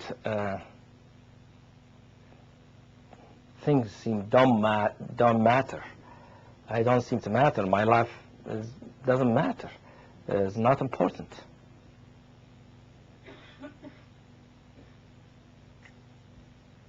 Now, many of us experience that in our lives, and usually that kind of experience happens for many people in the middle life crisis, when we begin to recognize life has become meaningless. And really, my understanding of that is that as we live our life from our sense of self, and the self accomplishes what it wants to accomplish and has done what it wants to do, and by midlife sort of we've done our program, mostly, right? And these programs we've done, we begin to feel like, what am I going to do now? You know, nothing seems to be important. My life is empty. So many of us think, well, I should change my career, change the relationship, do something else, be creative, one way or another. But all that means is that the meaning that we have experienced before have come from all the programs we have been engaged in. The self-programs, all its ambitions and tasks and projects has given it meaning. Now they're not there, but we feel happy, we accomplished, finally meaningless. We hear that a lot about people who become famous. You know, they're fighting hard and working hard, finally to become famous and successful, like movie stars. And then when they're there, they have to go on drugs. See, you have to take some cocaine or something to generate some meaning, because it's like, I've done it, and what's left for me is to recognize that behind all of this, there's nothing there. There's nothing to me. But we don't want to see that there's nothing to me. So this situation is not right. Let me find another situation that's more juicy. But all it means really is that we're beginning to get closer to the nature of the self, to the underlying nature of the self, which is that it's really empty. There's nothing to it. So the usual proverbial meaninglessness, insignificant, pointlessness that many of us experience, the existential emptiness, existential meaningless. All that it means is narcissistic emptiness. In other words, existential emptiness, existential meaninglessness is really narcissistic emptiness. We know that from pathological, some people who are really pathologically narcissistic, we know those people usually feel like their life and experience is meaningless and insignificant. That's known technically, that somebody whose personality is more narcissistic, they tend to experience no true significance and value or depth to their life. And they have to keep changing things and be successful one thing after another, accomplishing a lot of things one after another, so to create a little bit of meaning, an external meaning. But the external meaning never fills this emptiness. Because this emptiness really has to do with the nature of the self. The self is disjointed from our true nature. Some of us find meaning in philosophy, some of us find meaning in charitable activities. some of us, of course, begin the spiritual journey. So this sense of meaninglessness and emptiness, pointlessness, might also begin early on. Some of us might experience it when we're young, in our 20s or 30s, and that way we begin our spiritual journey or journey. But I think that way we're identifying more accurately what's the issue, what's the question here. It's not a situation here. The meaninglessness is here. So anybody who has turned to the spiritual practice means they have recognized that what's missing, the difficulty or the alienation or the meaninglessness is inside and need to be addressed within. It's not changing an external situation.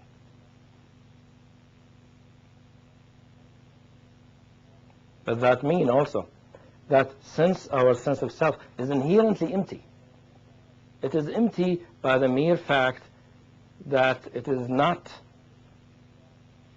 immediately in touch with reality. The reality of our being, which is the only true felt fullness or richness.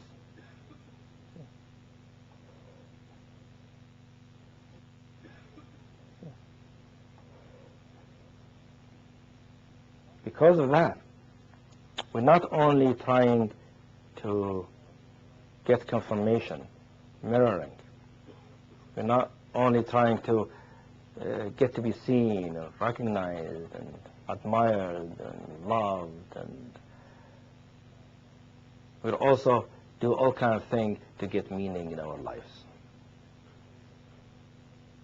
We engage in all kinds of relationships, activities, projects, involvements to have some meaning in our life. And that's why it's important for us to have a meaningful thing to do. Right? Do you want to do anything meaningless? Nobody wants to do anything meaningless. Everybody wants to do something meaningful, especially if they become more in touch with themselves. Right? The person who's quite narcissistic, the very outer edges of this sense of identity, they seem to be doing meaningless. It's so externally oriented. Many people think, why is this person so engaged with these things? What's you getting from there? But that's really extreme. That's why we can see it. The reality is that we engage in it all the time. It is more muffled, more muted, more normally accepted. Meaningfulness. So, in some sense, everybody's looking for meaning. How do we look for meaning? Meaningful work, meaningful relationship, meaningful activity, creativity, spiritual practice, engaging in meditation or any kind of spiritual work. And you ask many people, why are you doing it? It has meaning to me. It gives meaning to my life. Now, just like with the need for confirmation, that's normal and natural and unavoidable. However, it doesn't mean it's the ultimate final place where we can be. It doesn't mean it's our freedom. It means we're moving. We haven't yet found the place where we can abide, where we can settle.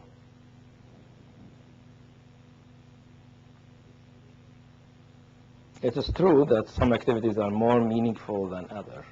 But I think what makes them more meaningful is that they are closer to our true nature. Or they bring us closer to our true nature. No? What will make anything meaningful for us if it doesn't make us more in touch, more deeply in touch, more touched inside? The more touched we are inside, the more we feel what we're engaged in is really meaningful. So it really doesn't depend on external criteria. It's not the content of what I do, the kind of relationship I have. But it touches me very deeply. Now, if we recognize that meaning means it touches me very deeply, why don't I just work directly on being as deeply in touch with myself as possible? Why do anything to try to get meaning? Right? If the meaning is nothing but to be in touch with myself as deeply as possible. Of course, that's what spiritual work tries to do. And many people who engage spiritual work, they say it, know it explicitly. My life is meaningful, incomplete, something not right. Right? And I'm engaged in something inner to bring meaning to my life. What does that mean? What is the significance? What is the importance that we're trying to find in our life? For a long time, we think it's a particular thing, a particular experience, a particular activity, a particular engagement, a particular relationship, a particular content of consciousness.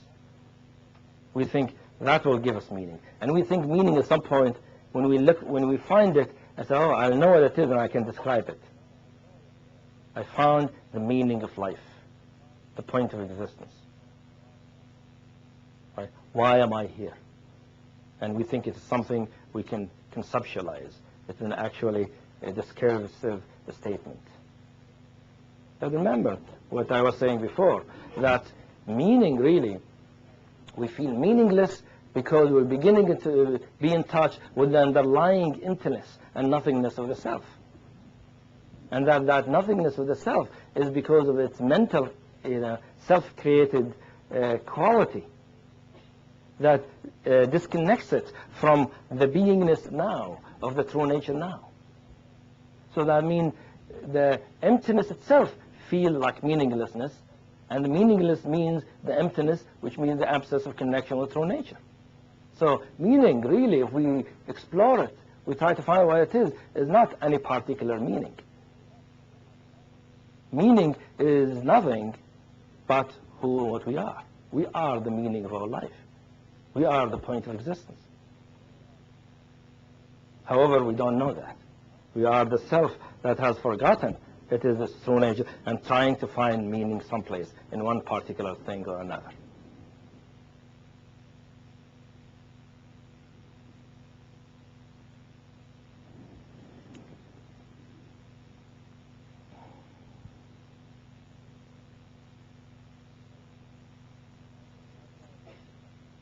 So that's why I think when we're beginning to experience our life as meaningless, we should be happy. Okay. We should really welcome it. We should celebrate. I know it's hard to celebrate when you're feeling your life is meaningless, but we really, if we know this true story, we will celebrate. We're getting to recognize the underlying truth of our sense of self, which means we're getting very close to what will give us meaning. But no, we usually feel meaninglessness, we want to do something about it. Bring in meaning.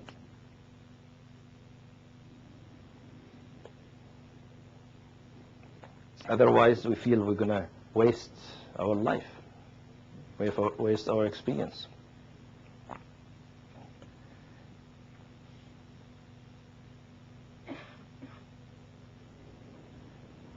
So let's say the meaninglessness, the existential meaninglessness, the sense of insignificance, the lack of importance, and fundamental richness in life, feeling that things don't have a deep, rich flavor, that our life just seems to be going, things happening, but nothing fundamentally significant. Right? That is one of the manifestations of narcissism, which means one of the manifestations of the self, but we're really experiencing the self in some very deep way.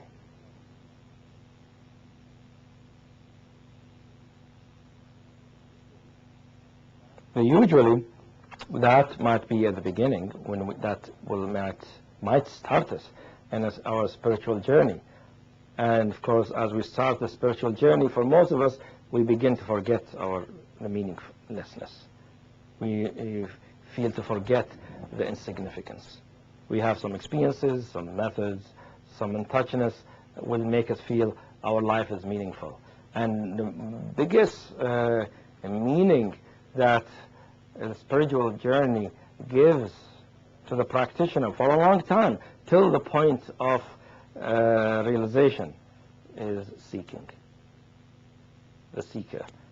To be a seeker means to live a meaningful life. Right? So we have further ambition.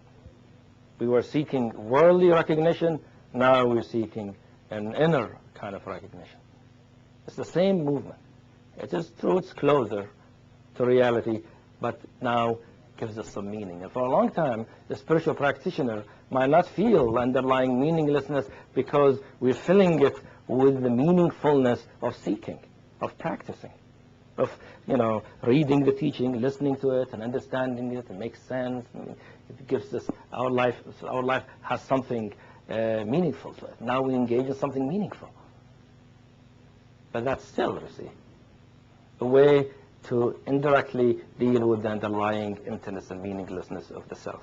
We're not really confronting the self directly. We're still skirting the issue. That's why, for many of us, it is very difficult to stop seeking. Right? The moment we stop seeking, we begin to experience the meaninglessness of things. The seeker is the self. If it stops, doesn't try to get meaning, it will begin to experience its emptiness, its underlying meaninglessness, insignificance, the lack of preciousness.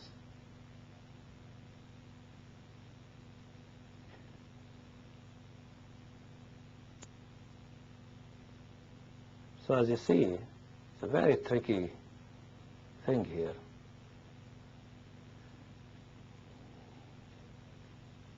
Very delicate situation for us. Okay. So if we look at it in some kind of systematic way,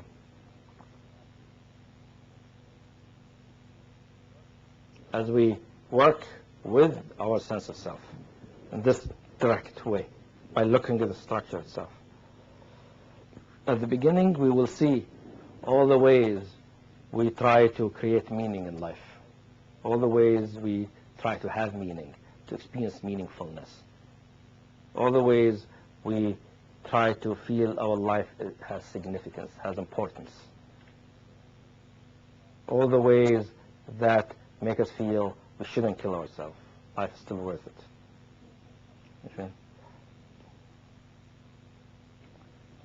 We see all the ways we try to get mirroring and confirmation. We're two sides of the same thing, dealing with two levels of the self. Meaningfulness is trying to deal with the underlying emptiness of the self. Confirmation is trying to confirm the characteristics of the self, the shell itself. So trying to get confirmation, we want mirroring for the characteristics of this empty shell. Meaning is try to deal with the underlying emptiness of the empty shell.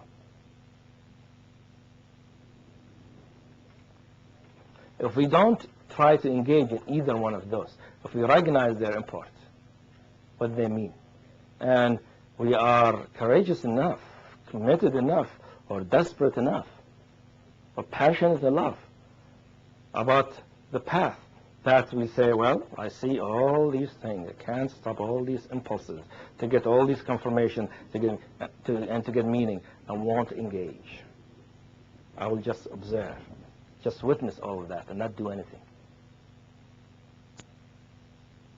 That if we can do that, which can happen sometimes in meditation, for instance, meditation, because we're not involved in all these activities, you see, then the sense of self begins to emerge, to begin to show itself.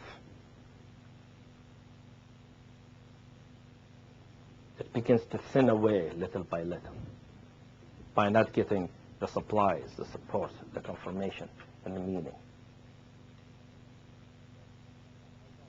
So, and as that happens, we recognize the intensification for the need for mirroring and for support and for recognition.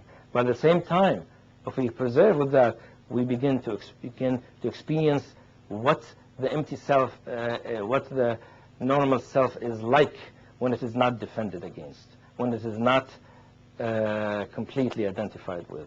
We begin to feel ourselves not only empty, but an empty shell.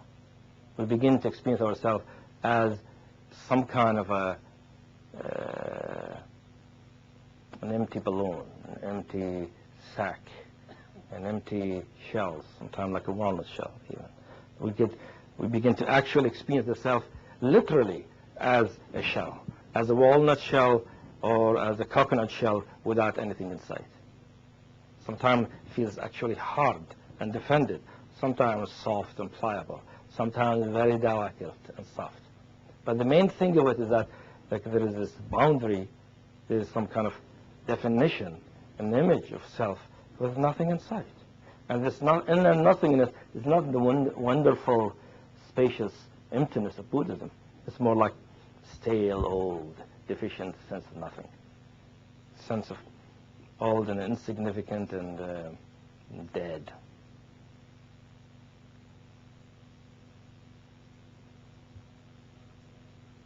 To begin to experience really now the self, the normal self, more directly. That's what it is. It is a mental construct, a mental structure. And when we experience a mental structure, any mental structure, actually, but now we experience the mental structure of the identity, the self, we recognize it as an empty thing. And we begin to feel the way we begin to feel as we approach that. We don't feel right away that like this graphic sense of being an empty shell. We feel it first psychologically. And how do we feel psychologically? We begin to feel false. We begin to feel that we're not for real, that we are pretending, that we are fake.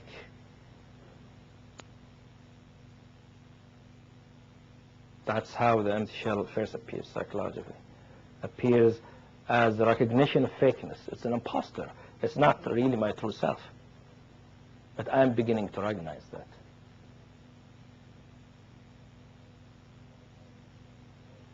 I begin to see more when the more way I talk and do things.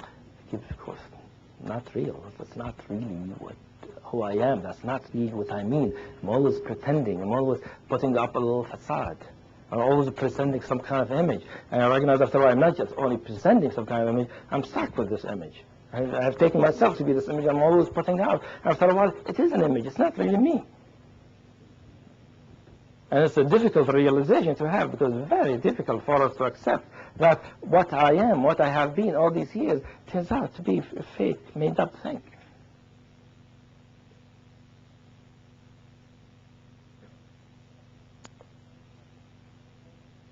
That is a false self. That's what a false self is. When we recognize the false self directly, it feels false. And it feels false because it's devoid of truth. And the truth it is devoid of is our true nature. So we begin to recognize it directly, psychologically, emotionally. We begin to feel, I'm not for real. I'm just pretending that I'm living. I'm just going through the motion. Everything is mechanical and empty. When we see that, we might think it's a terrible thing, and many people actually think it's a terrible thing and can get depressed and go and take antidepressants and all of that. But in the spiritual journey, we know it's one phase that needs to happen, really. And some of us begin our spiritual journey sometimes because of this recognition that I'm really false, not real, and not authentic. But imagine the amount of sincerity that we need to have. You're sitting there in the midst of your life, whatever life we've got, whether it's wonderful or not, in the middle of it, recognizing, not for real. See? Of course, that could come with it embarrassment, shame, guilt, sorrow, sense that I've wasted my life. In some sense, we have wasted our life. But we haven't completely wasted it because we come to recognize this. See, if we completely live our life without recognizing this, it is sort of a waste. But if we read our life, it brings us to the point of recognizing, really, I've been wasting my life. How have we been wasting our life? By not being in it. Somebody else has been living our life. An imposter that we have taken to be ourselves. That's why I said at the beginning, it's a question of a mistaken identity. We have taken something to be ourselves when it is not our authentic self. So when we finally recognize that, what else are we going to feel? It's been like I haven't lived my life. Because the me, that is truly me, my true nature hasn't lived it consciously. It's something else that has done it. a construct, an imposter.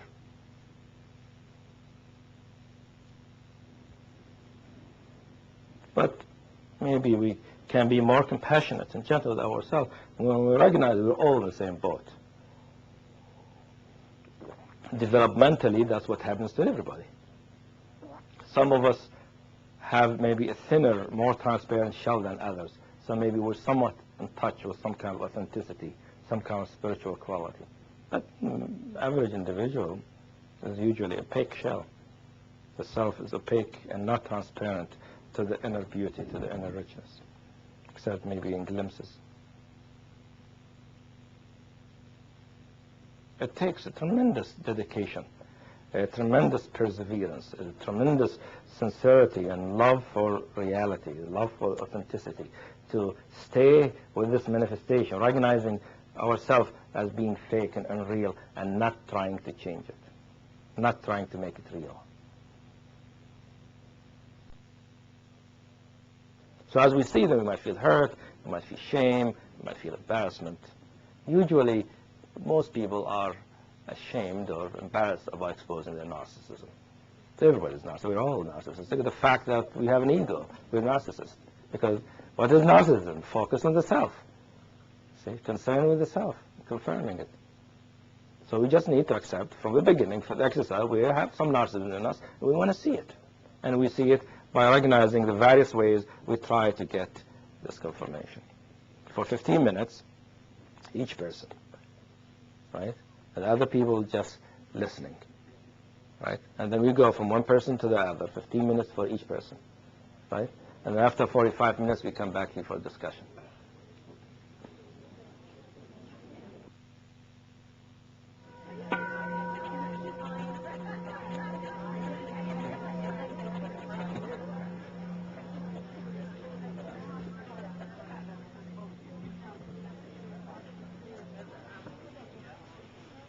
Okay, I have time for some questions and comments. So I think there's a microphone, roving microphones. If you want to talk, you could wait for the microphone so that other people can hear you.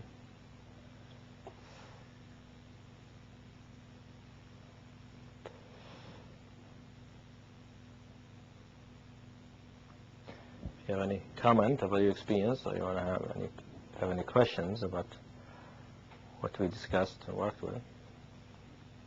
I'm struck that many of the qualities that you call narcissism are things that heretofore I've been told are healthy things I should try to acquire, to find a supportive community, to be recognized, things like that. And so I think I understand the context and why you're saying the things you are, but it just was a contrast that I couldn't help but notice. And is there a healthy self? Yeah. So I think it's a good point that you bring, that society supports us to get narcissistic supplies, and it is in some sense necessary for our development, meaning the narcissistic supplies help us to develop a well-integrated, cohesive sense of self, which we need to live in society and to function, right? However, that's one step, one developmental step. The next step is to go beyond it, right? So although it's a normal and not unhealthy to do that sometime, but after we accomplish that, we need to move on and need to recognize our needs are different. Society doesn't know about the next step usually, right? So people just keep staying in that place. So that's the idea, that you need to have some kind of a self to go beyond it. If you don't get enough narcissistic supplies, the self will develop anyway, but it will develop in a distorted way, and the person will just have a great deal of difficulty in their life, a great deal of neurotic suffering, and it will make it difficult for them really to engage in the spiritual journey. If our true nature is this if this immediacy is the best way of being, then why do we develop a self? I mean, I'm aware of just these, what's the evolutionary value in developing a self if our true nature itself seems to be the the greatest thing that we have or are? Yeah. And also, does the need for mirroring always come just from the self, or does it also come from true nature? Yeah, obviously the need for mirroring is for both. When we are little, for instance, our need for mirroring is natural for us to know ourselves, whatever happens to be authentically ourselves. But what mirrored back to us is usually the external, not the depth. So they develop the self that is based on the external, on the physical body image and or psychological characteristics, things like that. And why does the self develop? Obviously, it's natural. Everybody develops a self, right? What is its evolutionary value? Of course, teaching is different, and every teaching has their own story about why. Right? For me, I'll give you two answers. One of them is that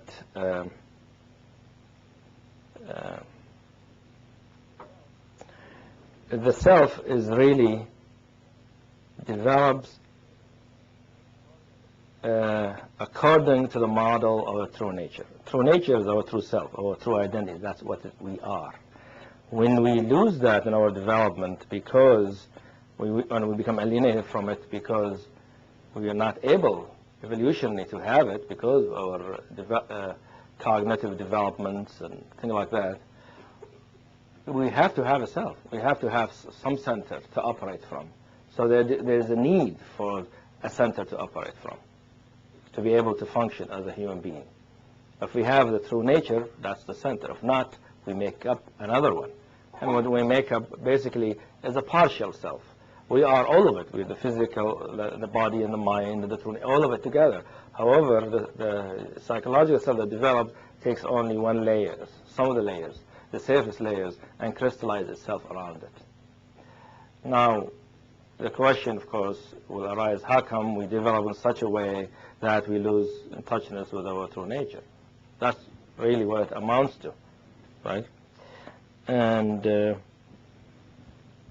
course, there are many theories about that. Each teaching has a theory or understanding. My understanding of it developmentally is that as we're born in this life, we need to learn how to live in the physical world. And to live in the physical world, right, we need to have our consciousness focused in it to some way to be able to do it. So it's really inhabiting the physical.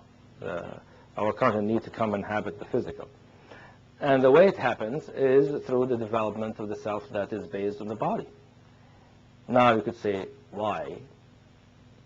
That's a process. I mean, why will any process have the stages it has? That's what we find. That's my first answer. My second answer for it is that it happens.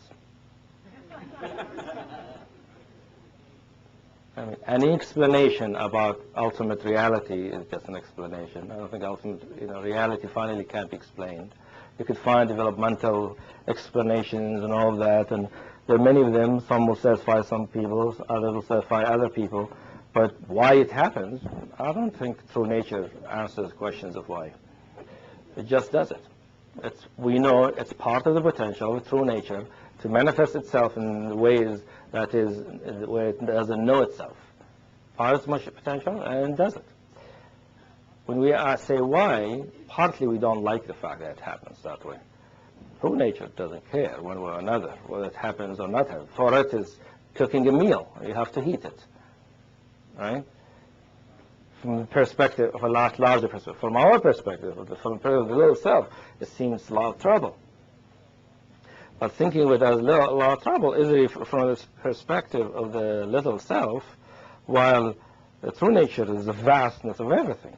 For the true nature, it's a little thing that's happening, a little bubble in a huge ocean that is manifesting, it has its own characteristics. Potential for it to happen, and it happens. Okay.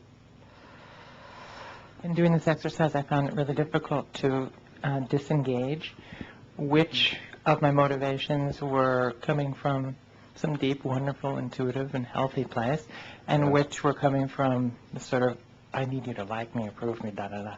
How do you tell which is which? Well, it's not easy usually. It does take a lot of sincerity and discrimination, and really a lot of insight to know.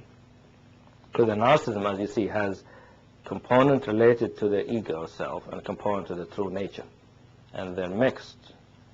So when you want to be seen, we can want to be seen for being beautiful or intelligent, or at some point we want to be seen for who we are, even though we don't know what this who we are is.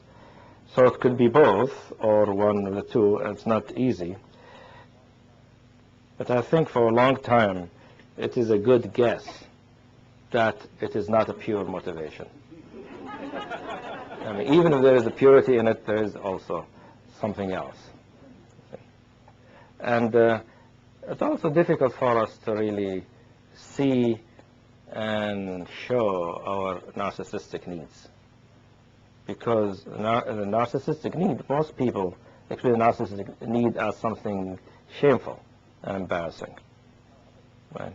So to tell other people about these secrets of your soul, where you're really feeling need for confirmation, to be seen and loved, and it indicates that I am not secure in myself, indicates I'm not being myself, indicates really I'm not completely real, indicates that I'm not who I appear to be, indicates I'm acknowledging to the other that I'm false.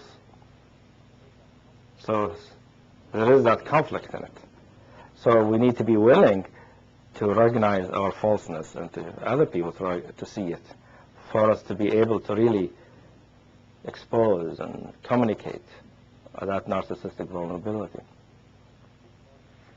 One thing important to recognize about that vulnerability about the self and how delicate and intricate it is that sometimes we don't go after the mirroring. If we're feeling delicate, sometimes we don't go after it right away. We don't go after the confirmation in an obvious way because we're afraid we won't get it. Because when we don't get it, it's painful, it's difficult. When you're in a vulnerable place and somebody isn't empathic, doesn't see you, or something wonderful happens to you and somebody that doesn't care, how it's wounding. It's painful, it's wounding, it hurts. So the narcissistic vulnerability, at the core of it, there's delicacy, a sensitivity, and a vulnerability to very, very deep hurt, very deep pain. What that pain is really, when we're not mirrored, is nothing but the self beginning to fall apart. It's like the self is like the balloon and getting a cut in it. So it feels like not only hurt, it feels devastating. Because the self is disintegrating. So when we get closer to that sense of falling apart, of our sense of self-esteem being wounded, when we get close to that, that's the time we either go after mirroring and support and some kind of a relationship or situation that will give us some kind of confirmation, or we begin to remember our things we've done, or we withdraw, not to expose ourselves to further narcissistic insult. Because the insult, the lack of confirmation, or the lack of empathy, the inattunement can just break the last thing we have. And then we're exposed to a very deep, very painful, very difficult, vulnerable kind of wound, vulnerable kind of hurt, because it is really that sense of self that we have cherished all these years, even though consciously we think we want to get rid of it. But unconsciously, all of our soul, all our consciousness, we're trying to hold on to it and support it. As it falls apart, it's not only precious, it's like, I am falling apart. I'm going to get disoriented. I'm going to lose my orientation. I'm not going to know I am. It feels like a terrifying thing. It's like an impending doom, basically. That we feel that the earth is going to fall apart from under us. It's going to be an earthquake. Everything will shake, and I won't know where to stand. But that hurt that comes at those time of lack of attunement or lack of mirroring is also not only difficult and painful, and one of the most terrible hurts and wounds a human being can experience. It's the deepest wound a human being can experience. It's the deepest because as the sense of self is wounded and it begins to open up or begins to fall apart, that falling apart exposes the underlying truth of the sense of self, which is that it's not who we are. It will expose the alienation from our true nature. So on the surface of it, the narcissistic hurt is hurt for not being seen, for not being confirmed, for being related to in an inattuned and empathic way. And the other side of it, the deep side of it, it is the wound of alienation from our true nature. It's that deep gash, deep, tremendous painful heart alienation from the intimacy and the freedom and the depth of our true nature. So, and that wound, of course, goes all the way through us, all the way to the center of the universe. It's the deepest possible gash, deepest possible wounding that we experience, because it is as if our true nature is being yanked out of us. So that alienation, that connection, when we experience it, it's like a wound. It's not only just like an abyss, but an abyss that has tremendous hurt or loss, biggest loss. However, we experience it at the beginning as the breakdown of our usual sense of self. See? And we try to avoid that sense of self. I mean, to avoid that breakdown of that sense of self, because it will make us feel vulnerable, weak, delicate, brittle, sensitive, you see, and needy in some kind of basic way. So we want to get away from that. We get away from that by getting supports, by getting confirmation, or by avoiding the need for it. Right. So let's continue. We have a question later on. So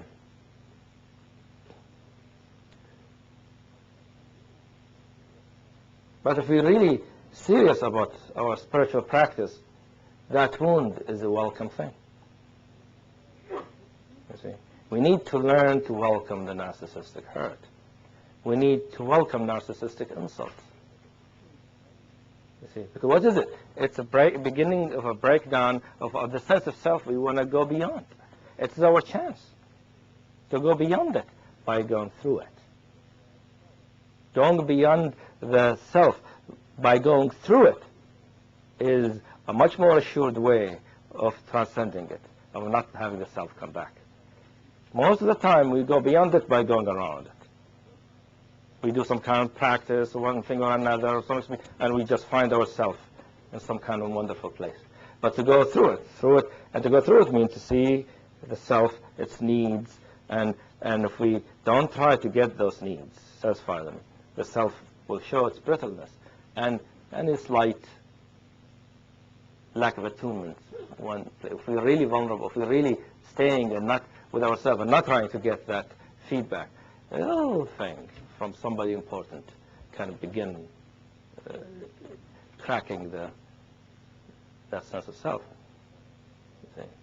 And that, as I said, is our opportunity to go through it and to recognize the underlying alienation, the thing that we want to remedy,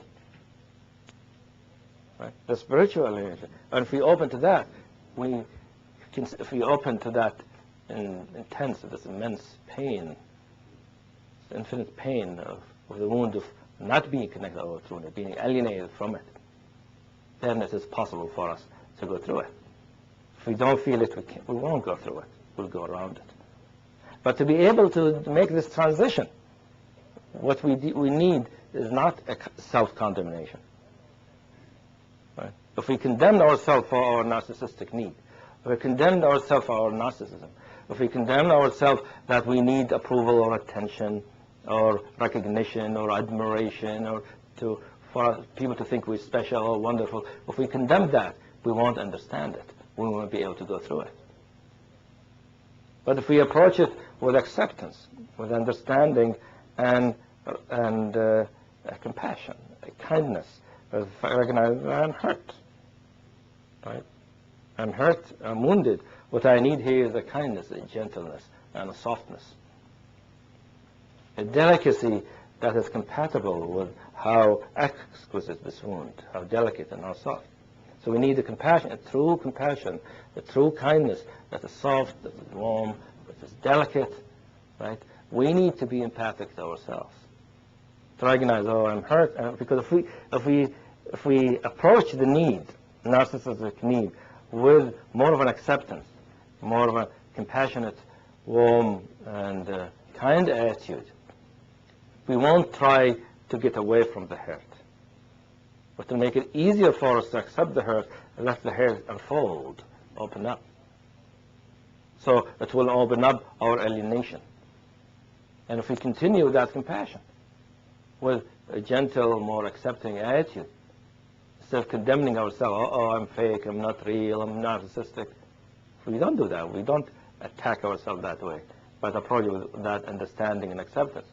Then it's possible that the compassion can heal the wound, right, by allowing us to sort of sink into it instead of trying to regenerate the self. So when we try to close ourselves, defend ourselves, we're not compassionate in some sense, in the ultimate sense, because we just bring back the self, coalesce it again. However, if we stay with a compassionate attitude, then all that hurt needs is compassion for the hurt to begin to dissolve. So the wound then can take us directly to the depths of our nature. But it needs that compassionate attitude. So I'm saying all of this to recognize that we tend to judge ourselves, reject ourselves and others when we see narcissistic manifestation, where what's needed is a gentle, accepting, kind attitude, kind, holding consciousness that allows one to go through the vulnerability, to go through the hurt, to go deeper, to a nature that is beyond that self. So I'd like us to do short meditation before we break for lunch about this transition. We will do a chant, a compassion chant, by remembering and recognizing our hurt and the hurt of everybody else. Everybody who has a self has a deep underlying alienation and a deep wounding of not being connected of what the most precious thing there is in existence. Our core, our essential nature. See, that alienation is such amazing kind of suffering, because it is like not being able to settle inside. See? So we need to remember that we have the hurt. Everybody, every human being has it. So we need, in this, to invoke a compassionate attitude toward ourselves, toward our condition, and toward everybody else.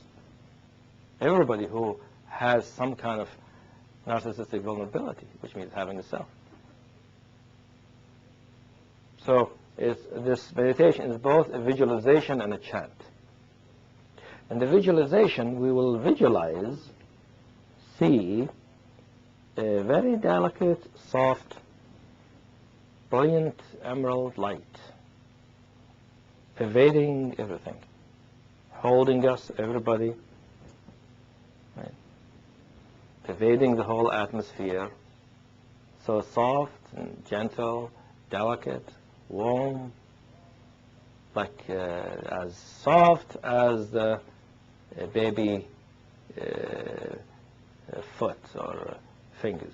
Very delicate, very soft, very caressing, and as if caressing as is touching our hearts and the hearts of everybody. And it is like a light that a green emerald, so it's shiny and brilliant, but it's very soft and a very beautiful emerald sheen that pervades everything. So as we visualize that, we will chant the Buddhist chant for compassion, the Avalokiteshvara chant, which invokes compassion, which is, I'll tell you the syllables so we can do them together. It's Om, Mani, Padme, Hum.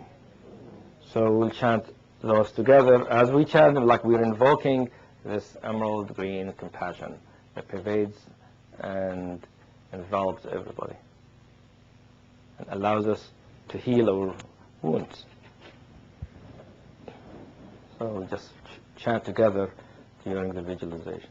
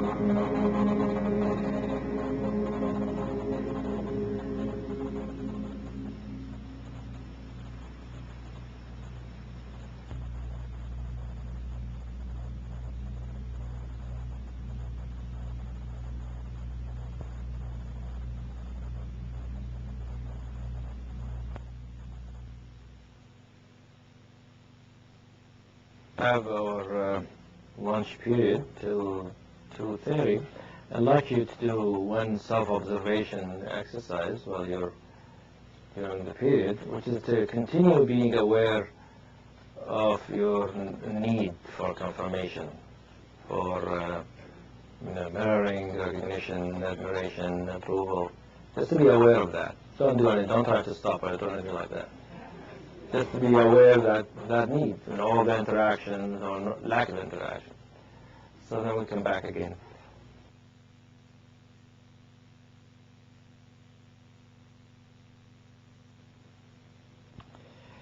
So I'd like us to begin with the same meditation with which we ended this morning, which is the invocation of loving kindness. To the subject matter we're working with is not an easy one. It's sensitive and can be very painful. And I like the Valkachvara chant, the Om Mani Padme Hum, partly because it expresses two things about loving kindness that are really necessary to be able to work through the sense of self and how delicate it is. And that's the chant is Om Mani Padme Hum. So it's the Mani and the Padme. Padme, of course, is the lotus or the flower. So that's the sense of delicacy and softness and gentleness and purity that is needed to be able to work with something so sensitive, so vulnerable. And the Mani is the jewel. And that brings in also not just the fact that we need to be soft and delicate with this part of our consciousness, but we also need the brilliance and the precision, the exactness, because as we saw this morning, it's sometimes very difficult to discriminate where is the impulse coming from, when is it coming from the normal self or is it coming from the true nature, whether what we want to confirm is the false self or what we truly are. So that needs an extreme kind of exquisite kind of precision. And the Mani, the jewel, represents that brilliance and precision. And so in conjunction with the softness and the delicacy and the lovingness, the two are both necessary to be really effectively deal with this part of our consciousness so that we're able to work on it and through it. So we will do the chant and the visualization again, visualizing the whole atmosphere as if it is of a very shiny kind of emerald color, so shines from each point of it, an emerald, exquisite emeraldness. At the same time, like the atmosphere, this atmosphere is not completely empty. It's not just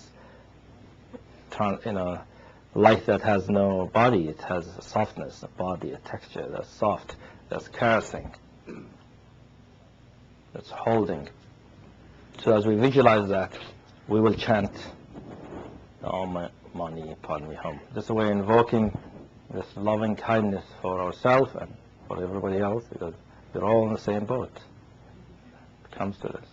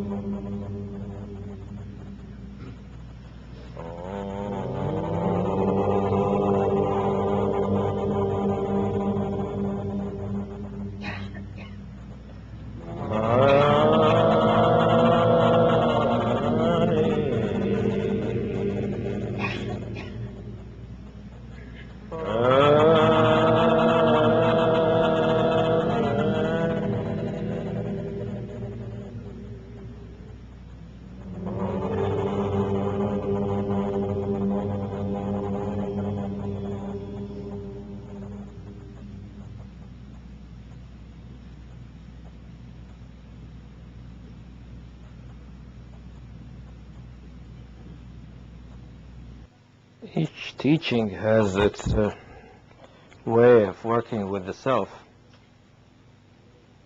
to transform it and move the consciousness through nature.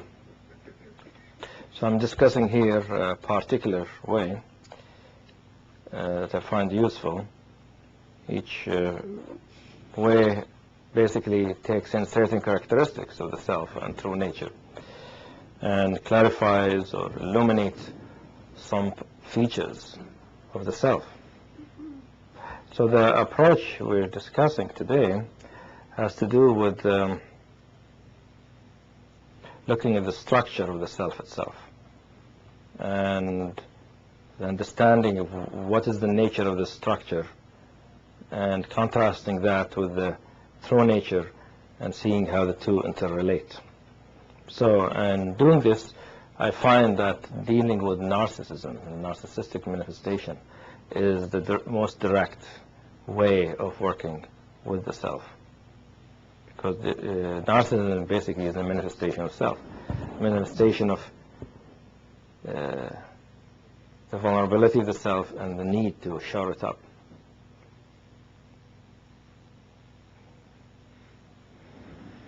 So we discussed this morning how this sense of self, because it is inherently vulnerable, because how cohesive and how integrated it is, it has its limits of cohesion, of stability. And either intense experiences in our life or intense inner experiences can begin to expose its vulnerability and its fragility. And because of that, the self is always engaged in all kinds of strategies to shore up itself. They're always engaged in some sense, in one thing or another, to confirm our sense of self, to continue it. In some sense, every thought we think, or most of the thoughts we think, are really attempts to remind ourselves of a sense of self. Because if you look at your thoughts, they always involve you. Most of the time, right? When you think, well, I think of this person, and my relation with that, there is the I who's there. And so sometimes you think, why am I so compulsively thinking? We compulsively think because that's the way to remind ourselves of who we are.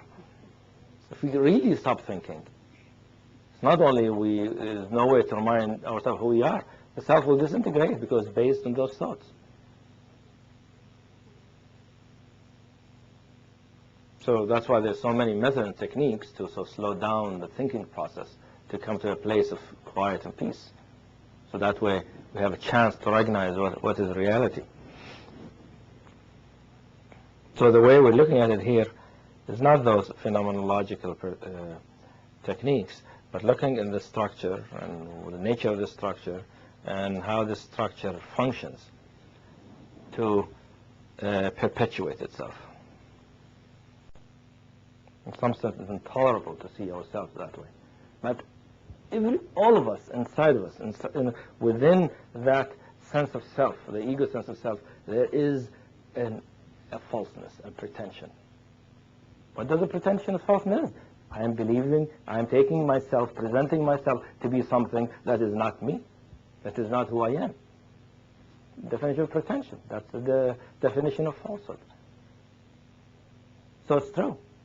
We all like that.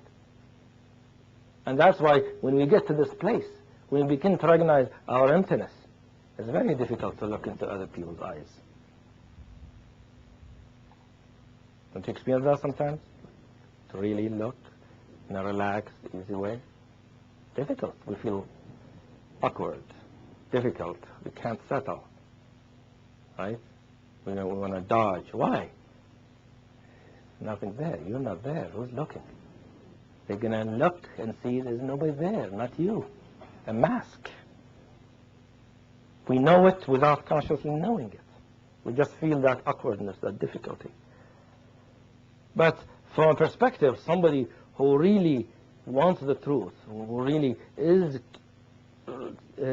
committed and passionate about one's true nature,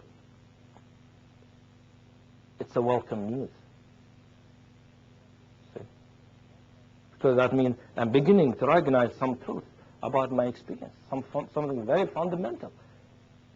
You know, teachers have said for many times, the self is delusional. I'm beginning to see it. But usually we think, you know, when we read the Buddha or the self is a delusion, it's not real, we think we're going to be sitting there comfortably, there's me, and I look at that self, and it is not real. No one here recognizes it is not real. You see? It's not going to be that wonderful kind of experience. You see?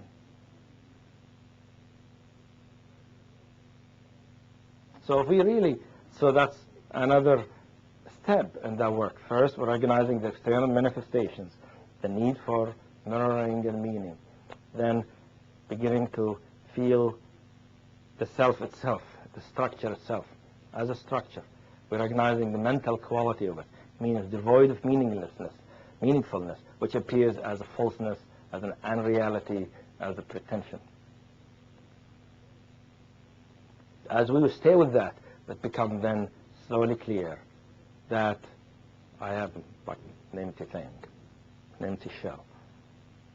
The shell comes into consciousness, becomes foreground. It is possible to experience ourselves as thick, sort of rounded coconut shell, or rubber shell, leather shell, bone shell,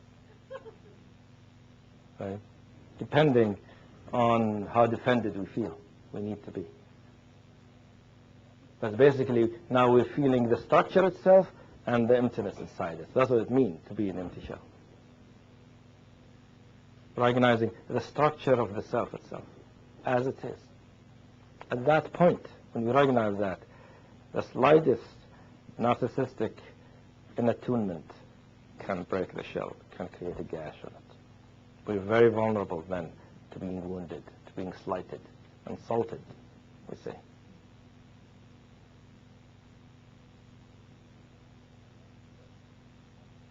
So the next step usually that happens is that we become aware of how the lack of mirroring, the lack of support, the lack of acknowledgement, when it happens, occurrences of it creates wounding in us. It becomes clear what the wounding is.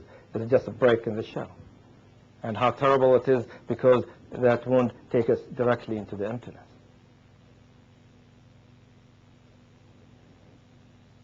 And usually we don't want to go to the emptiness because how much we've heard about emptiness.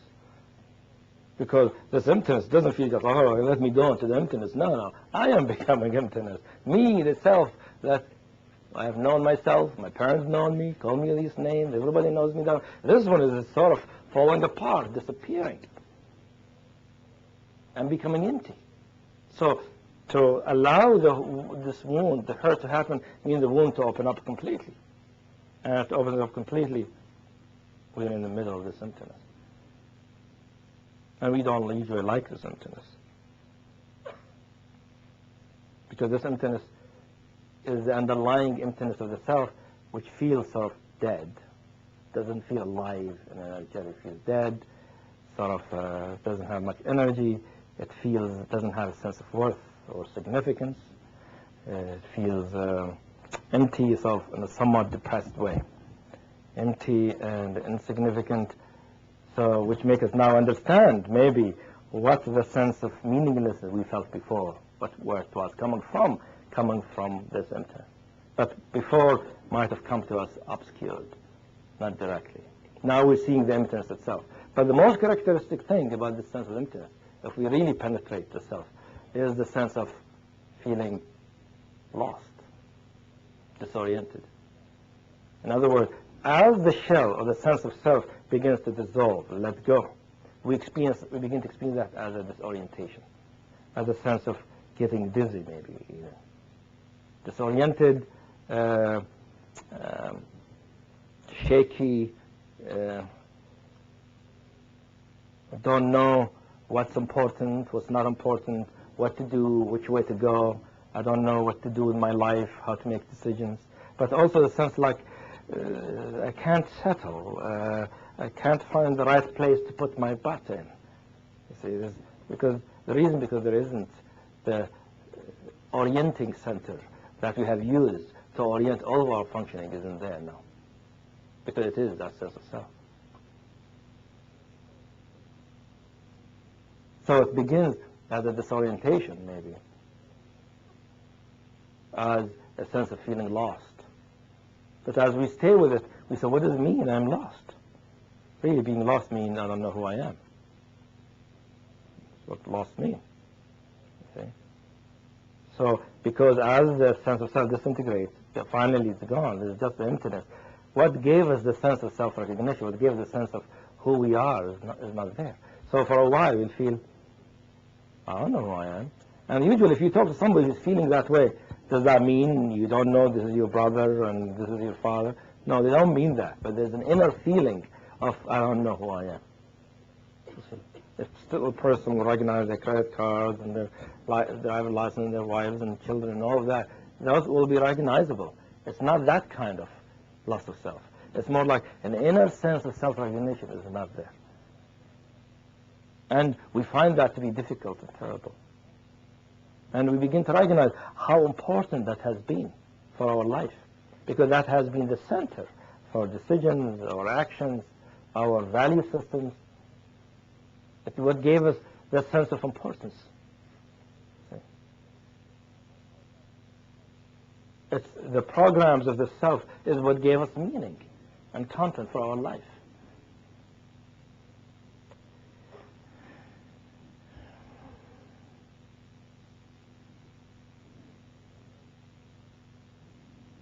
So as you see, so far, not easy, right? It's bored like what's called the dark night of spirit. The stage of aridity, dryness, fragilizing the underlying truth of our usual existence, which is really, because it is not embodying your true nature, it's really devoid of anything that makes it feel significant or real or truth.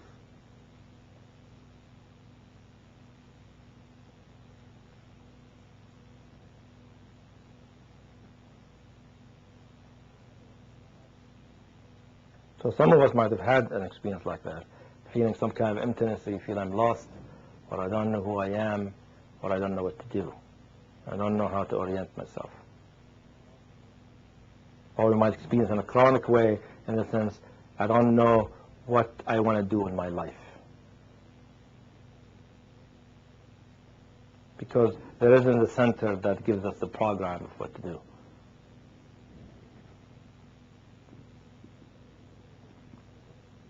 And really at this juncture, there is a need, further need for this delicate compassion and delicate kindness, or the perseverance at the same time. The perseverance that is kind, where the kindness manifests as not an attempt to protect ourselves from difficulty, but a kindness that has a wide view, a kindness that sees that anything I try to do will just be an attempt to recreate itself. Any inner activity I try to do in my mind and my consciousness will be automatically an attempt to reconstitute itself. And that by doing that, I hurt myself. Because I will continue the alienation. Only that kind of very deep, subtle compassion can show us those inner impulses to try to avoid this place by regrouping again. And it's that kind of compassion that has the perseverance, the steadfastness, so that if we can recognize it, then we can recognize then, even though, right, I recognize that everything I can do, everything I could think about is to recreate a sense of self again. I also recognize at the same time that there's nothing I can do about it. I'm completely helpless. Because the moment I do something, the only thing I know to do is to create myself. That's what the self has learned to do. Nothing else. To keep creating itself and confirming itself. So if I'm still identified with the self, then the objective truth is I'm helpless. There's nothing I can do. I don't really know how to stop. That can help us see, even though we recognize the truth here, that we need to stop. Because by not stopping, we hurt ourselves. We also see how helpless we are. And that helplessness, recognizing the helplessness, can bring in the compassion and make it even deeper.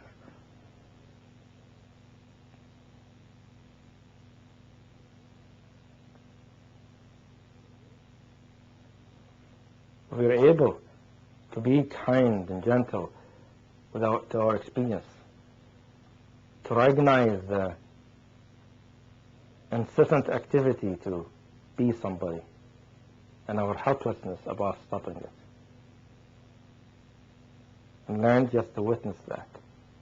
Then that deficient emptiness can let go, can dissolve itself, and reveal its underlying truth, which is just a spaciousness. Spaciousness that is not separate from our true nature. It's like by recognizing our helplessness and being compassionate enough to acknowledge the helpless and not doing something about it, our being can arise, has the room and the space to arise, to dissolve the last vestiges of the self. Being our own true nature is the only thing can stop the activity. We cannot stop it. As a self, we can't. But we can inquire, we look, meditate. Right? So recognizing the helplessness actually is the beginning of one of the deepest spiritual wisdoms, which is the wisdom of non-doing. Recognizing that inside consciousness there's nothing we need to do. You see? And recognizing not only nothing we need to do,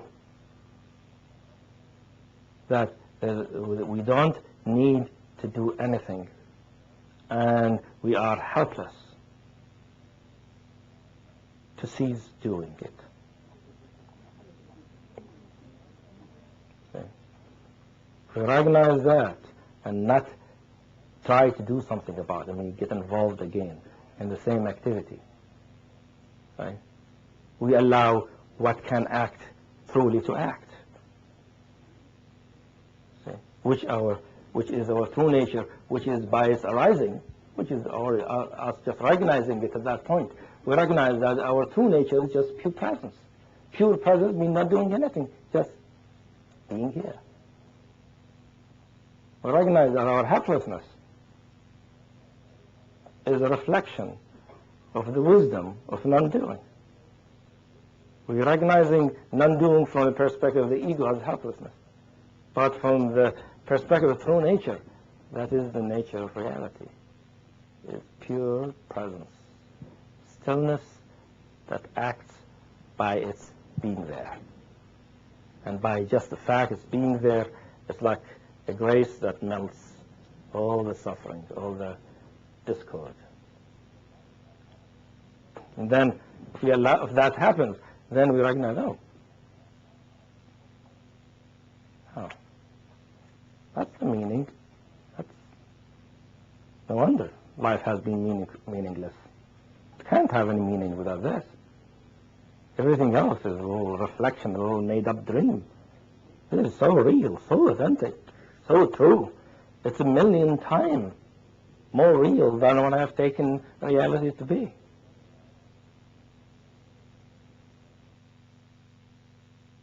No wonder life has been meaningless. It can't have any meaning without this. Everything else is a little reflection, a little made-up dream. This is so real, so authentic. So that's when self-realization may happen. See, at the moment, usually, at our greatest helplessness, objective helplessness, necessary helplessness of the self, to bring itself to being. The self cannot be, see, and cannot stop acting, because its existence is its activity to continue itself. Has never known anything else. So when we recognize that and not do anything, we're automatically being our true nature. That doesn't do anything. You see? By completely not doing anything to the helplessness, we are aligning ourselves with the nature of our spirit, which is just purely here, pure presence, a clarity that is just is. And then now I am myself, and then I know myself, but I know myself not because of anything that happened in the past. Nothing, absolutely. I know myself now because I am myself. So the knowing myself is the same thing as the being myself. And I don't need to do anything to be myself. I don't need to remember anything. I don't need to conceptualize anything. Don't need to construct anything. I don't need to resist anything. Nothing I need to do. And this non-doing is myself. And there ought to be pure richness. Maybe we might feel it as complete vast emptiness, but this vast emptiness is at the same time profundity, richness, depth, and immense significance. And we realize that the meaning that we have wanted, the significance of life we're looking for, is nothing but our nature. It's not a meaning that our mind can construct. Our mind, when it is not in touch with its true nature, can only think of it as meaning. So it says, there's no meaning in my life. Let me write some meaning. Let me find some meaning. Let me read some book. Find out what's the meaning of life. Okay.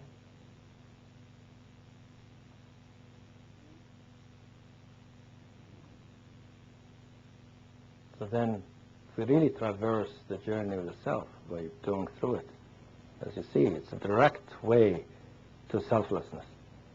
But the selflessness is itself a true nature. So selflessness means two things here, you see. Is the absence of the normal self, right?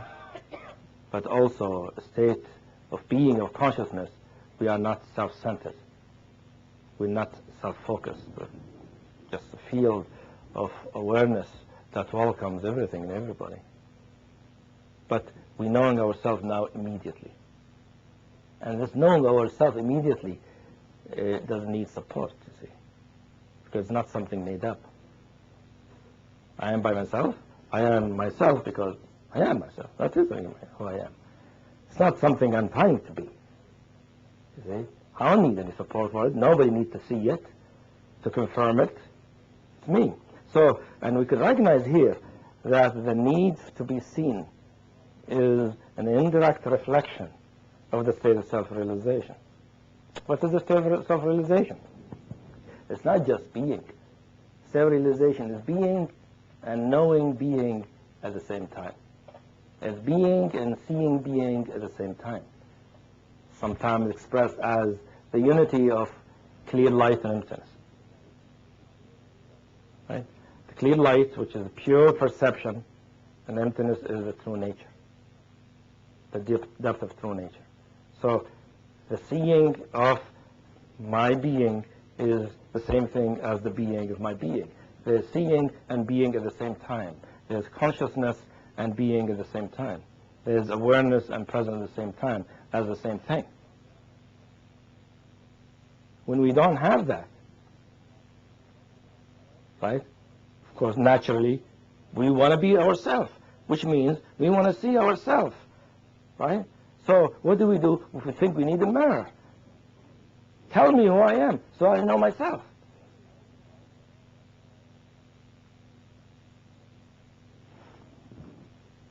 So it's interesting how to see the various levels connect. Each one of them is a reflection of a deeper one. But also, as you see, is part of the spiritual journey, but part that has to do with the self and self-realization. And as you see, it has many stages, and each one of them has its own difficulties and own intricacies. And we can stay in one of them a long time. Some of us might stay in the sense of recognizing the need for mirroring for years. Some of us can stay in the need, recognizing that I am fake and unreal for years. Someone might feel like an empty shell for weeks or days or years. Someone might feel empty with no self for 2 days, 2 hours, 20 years. Changes. See? So this process is no timeline for it. And of course we could go back and forth, the various levels. But I'm giving you some kind of developmental stages so that it can help us recognize what we're working on sometimes when we are in these places. And as you see, the work that here that is necessary is a matter of recognition, really recognizing and understanding what's going on, where we are, what we're doing, right? And recognizing it with some kind of a commitment for the realization, for the truth that motivates us not to try to get away from it by doing something about it. Now, as you see, to find that commitment is part of the understanding what's happening. Because at the beginning, we don't know that any activity we do will distance us from the truth. We think, oh, I'm going to do this, that way, I'll see the truth more. It takes a little while, a little more wisdom and understand to recognize, no, what I'm doing, really. Every time I do it, I sort of get so, ahead of myself a little bit. I just need to relax. So that's why the ultimate practice is not doing anything. Just be there, sit there if you're sitting, walk if you're walking, and not think about it. See? But that we can do really after we've gone through a lot of these things. Otherwise, for most of us, do what I'm doing means to continue to collect narcissistic supplies, or continue to find meaning. So let's do some exercise to make this a little more personal, a little more intimate. Because as you see, it's a long story and it could become heavy. So again, we'll get in groups of 3, right? We'll use the same method. We'll have a monologue for each person. And this time, the monologue is 10 minutes for each person. And this monologue, you want to explore all the things that give you meaning in your life. Right? All the things that give you meaning. Right? First, we dealt with all the need for mirroring that deals with the content of the shell. Now we want to look at all the things that give you meaning that connect us with the underlying interest. Right? So everything that gives you meaning. Don't push it away, just understand that gives me meaning. That's all we need to do. Remember, if we do anything, we can only try to perpetuate ourselves. So for 10 minutes for each one, look in some kind of open, some kind of sincere way at our life, sort of survey it, and see the various things we do or we don't do, so time we engage, try to get meaning, significance, importance to our life. And after you finish, the 3 of you, 10 minutes each, then the 3 of you together spend 15 minutes discussing what you found out. Try to come to some kind of understanding what you've learned by looking at this way of getting meaning. You might have more insight as you discuss the 3 of you together, because you have each one of you have your own experience and other people know it. So by having a discussion that has experiential content, you might get to some kind of insight, some kind of a bigger, more encompassing understanding of this process of trying to give meaning and significance. Okay? So 10 minutes for each, that's 30 minutes, then 15 minutes of discussion. And then we come back here, and please time yourself.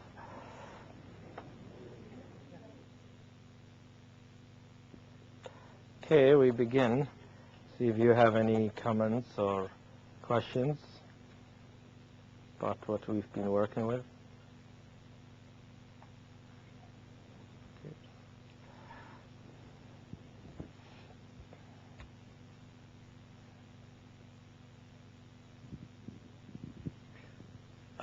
I'm just wondering what becomes of the self. It seems like we always have it in.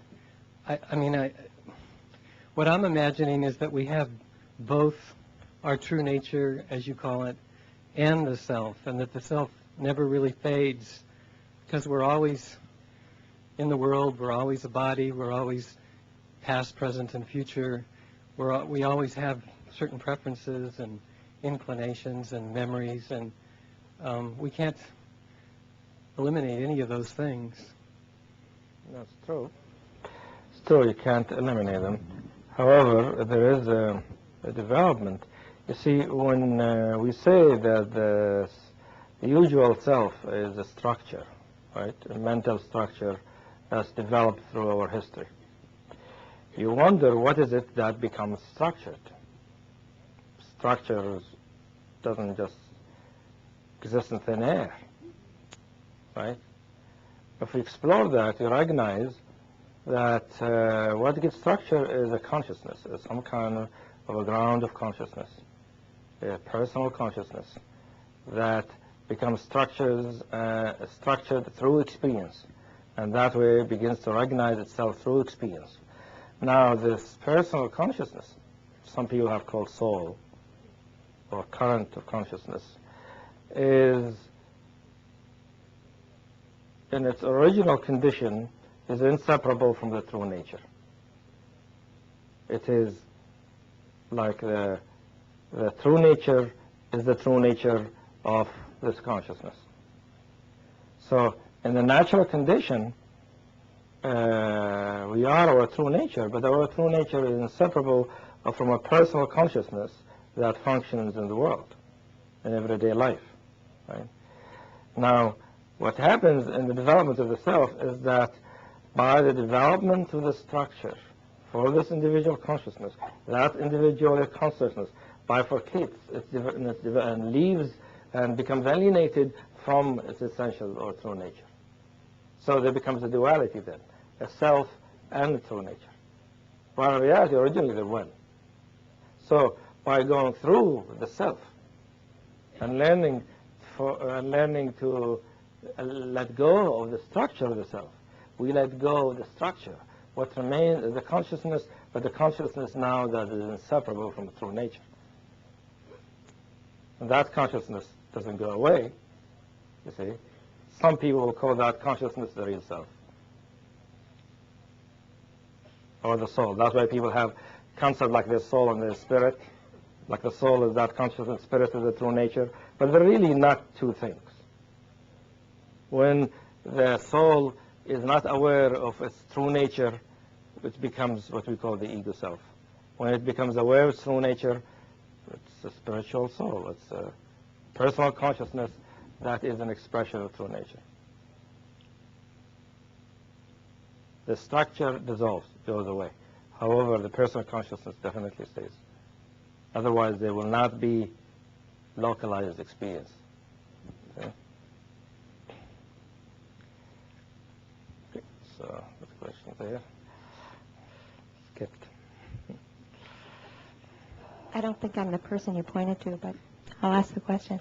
Yeah. I had a question about parenting and how can a parent best support a child, both reflecting the self back to a young child and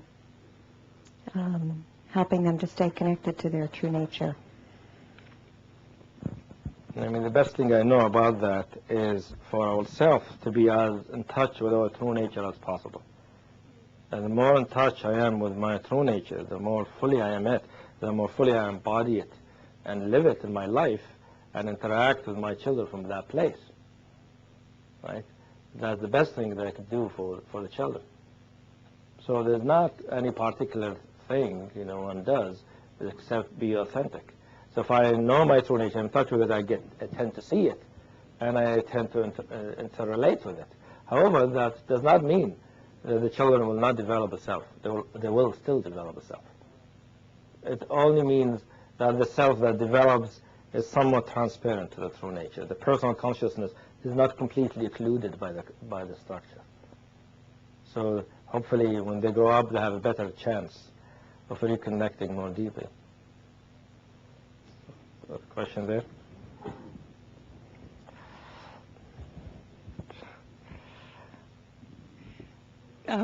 Could you talk a little bit about the huge narcissistic rage that occurs as that shell starts to crack? And I mean, I experienced it first as the negative merging and then just as, rage. That's good. I didn't mention anything about that. That's what happens when we don't get the mirroring, right? Because usually narcissistic, we feel entitled to it. Part of the self narcissism is a sense of entitlement that we really should get this mirroring and confirmation. We deserve it, it's our right, and everybody should give it to me. If they don't give it to me, I'm going to be real mad. All right? So that's when there is the wound. The first thing that arises as a defense against the hurt is the narcissistic rage, which is a very intense kind of anger and irrational rage that is completely insensitive to the other, because completely self-invested. And that's a very big component of working through the narcissistic sector of the self. So I didn't talk about many things. Rage is one of them, envy, narcissistic depression.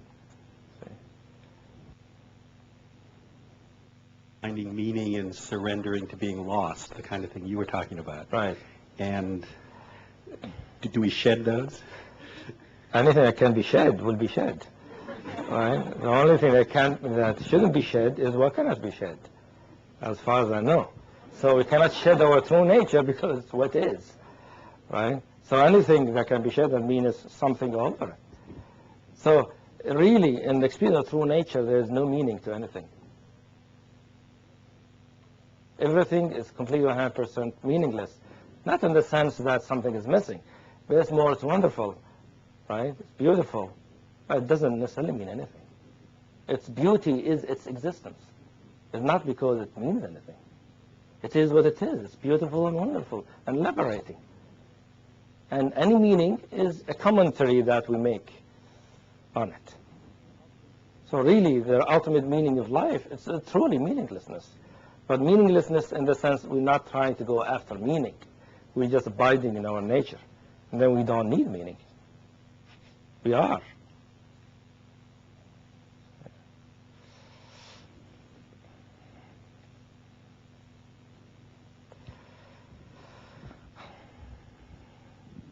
That question came up in our group too, and is there a differentiation between meaningfulness and value?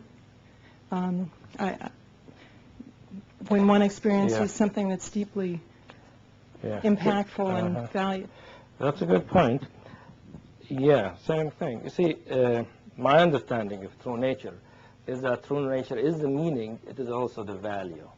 So as long as I get my value through something other than just being authentically myself, then that value is not real. You see, my true value is that I am, my true nature, for me and for others. That's my value. Everything else is secondary, does not give me value. It might be valuable for one thing or another, but does not make me feel I have value, because there isn't a gap of value in true nature. So the same thing with meaning. So meaning and value are just different ways that we can experience when our nature is true nature is missing. We experience we need meaning, we need value, and we need many other things. It's just some of the basic ones.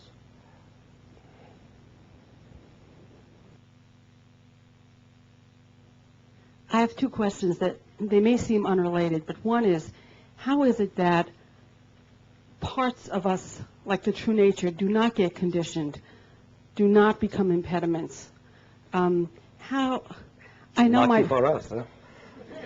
Yeah, I know if my parents had their way, the whole thing, would be down. Right, but what in us, are we born with it? Is it the essence of all life that parts of us don't get involved in, coerced in, identified with life?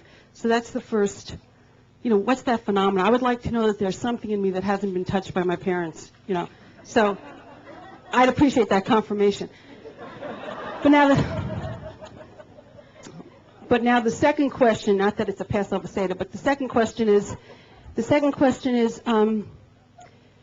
I was very glad that person brought up about the narcissistic rage, because I've experienced that in the Diamond Heart School and in every place else in my life since I was a child. So I've experienced that rage, and I'm really hearing you, and of course, as usual, enjoying you. But for myself, when I'm in that place where there's something in me willing, to let go of the shell, and yet then someone insults something I feel insulted or hurt in some way, the remedy doesn't seem to me to be quiet and still and be awareness. It's almost like watching TV and someone saying, no, let's go and do a ballet step over here. You know, it's not the right remedy or homeopathic remedy. You know what I'm saying? I can't do that. So can you please tell me something else? No. Because you know how Gurdjieff says we're like sitting on two stools, one foot in each world. Well, yes, I understand. If you are in the grips of narcissistic rage, of course, it's difficult to contemplate in just pure being. You get my drift, so Right, I'm yeah, I glad. get your drift. Yeah. So obviously, just like what we do whenever we experience an intense emotion, we are aware of it, we feel it completely, understand it, and by understanding it, it will transform to whatever its source is. So, just like any intense emotion, we just feel it, live with it, and understand what's it about. And is part of that not acting it out, not? Part of that, definitely. If you act it out, you don't get to experience it, right? You can't just go around murdering people. It won't work. Oh, my parents said you could. Okay. And the first question. And the first. Yeah, in terms of the second question, of course, there's a part of you that's not conditioned. If you didn't believe that, I doubt you'd be here, right?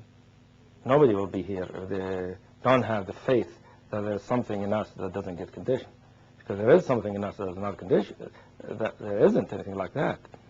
What's going to do it? We're completely helpless. So the fact that we do spiritual practice means some kind of faith, some kind of a deep certainty, even though we might doubt it a lot of time, that there must be something there that is free, that is real, that can bring about freedom, something, someplace. And turns out, of course, all the people who've done practice deeply, it is our true nature. Our true nature, one thing about our true nature is that it's immaculate, unassailable. It doesn't make sense for it to be conditioned. It doesn't make sense. When you recognize through the workout, it doesn't mean we can be disconnected from it. We can be not aware of it, but nothing can happen to it. It's always there, always is, always will be. And so let's do a meditation about that. So let's do a meditation to invoke our true nature. Again, I want to use a chant invocation. This time I want to use one from the Sufi tradition. And we want to repeat the name of the absolute depth of our nature. In the Sufi tradition, the name of the absolute depth of our nature is Hu, H-U. And so we chant that as a remembering of our nature, invocation of our true nature. And if you want a visualization, what you visualize is as if your throat, as you chant this, is as wide as intergalactic space. And it is this intergalactic space that's saying, oh. So we do it together. Oh.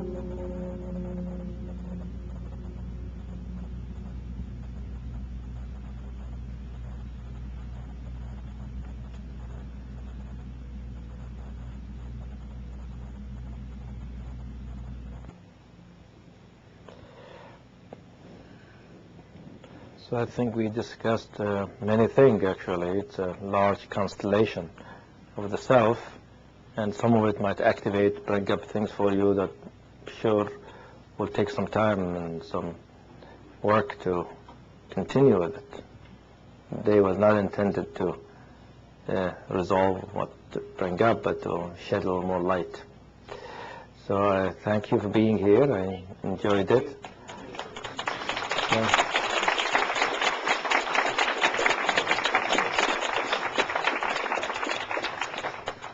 So it's wonderful to be here again in Spirit Rock. And before we go, Joan has a few announcements.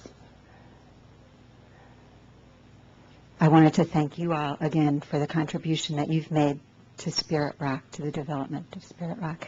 And Hamid, thank you very much for your very kind generosity. And Spirit Rock wants to present you with this Buddha, which weighs a ton.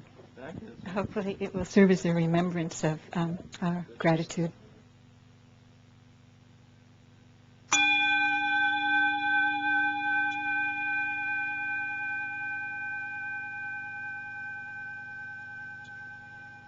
For any listeners who might wish to explore this topic in greater depth and detail, Diamond Books would like to suggest the reading of The Point of Existence by A.H. Almaas, available through your favorite bookstore or by contacting us at the address listed on the tape label of this talk.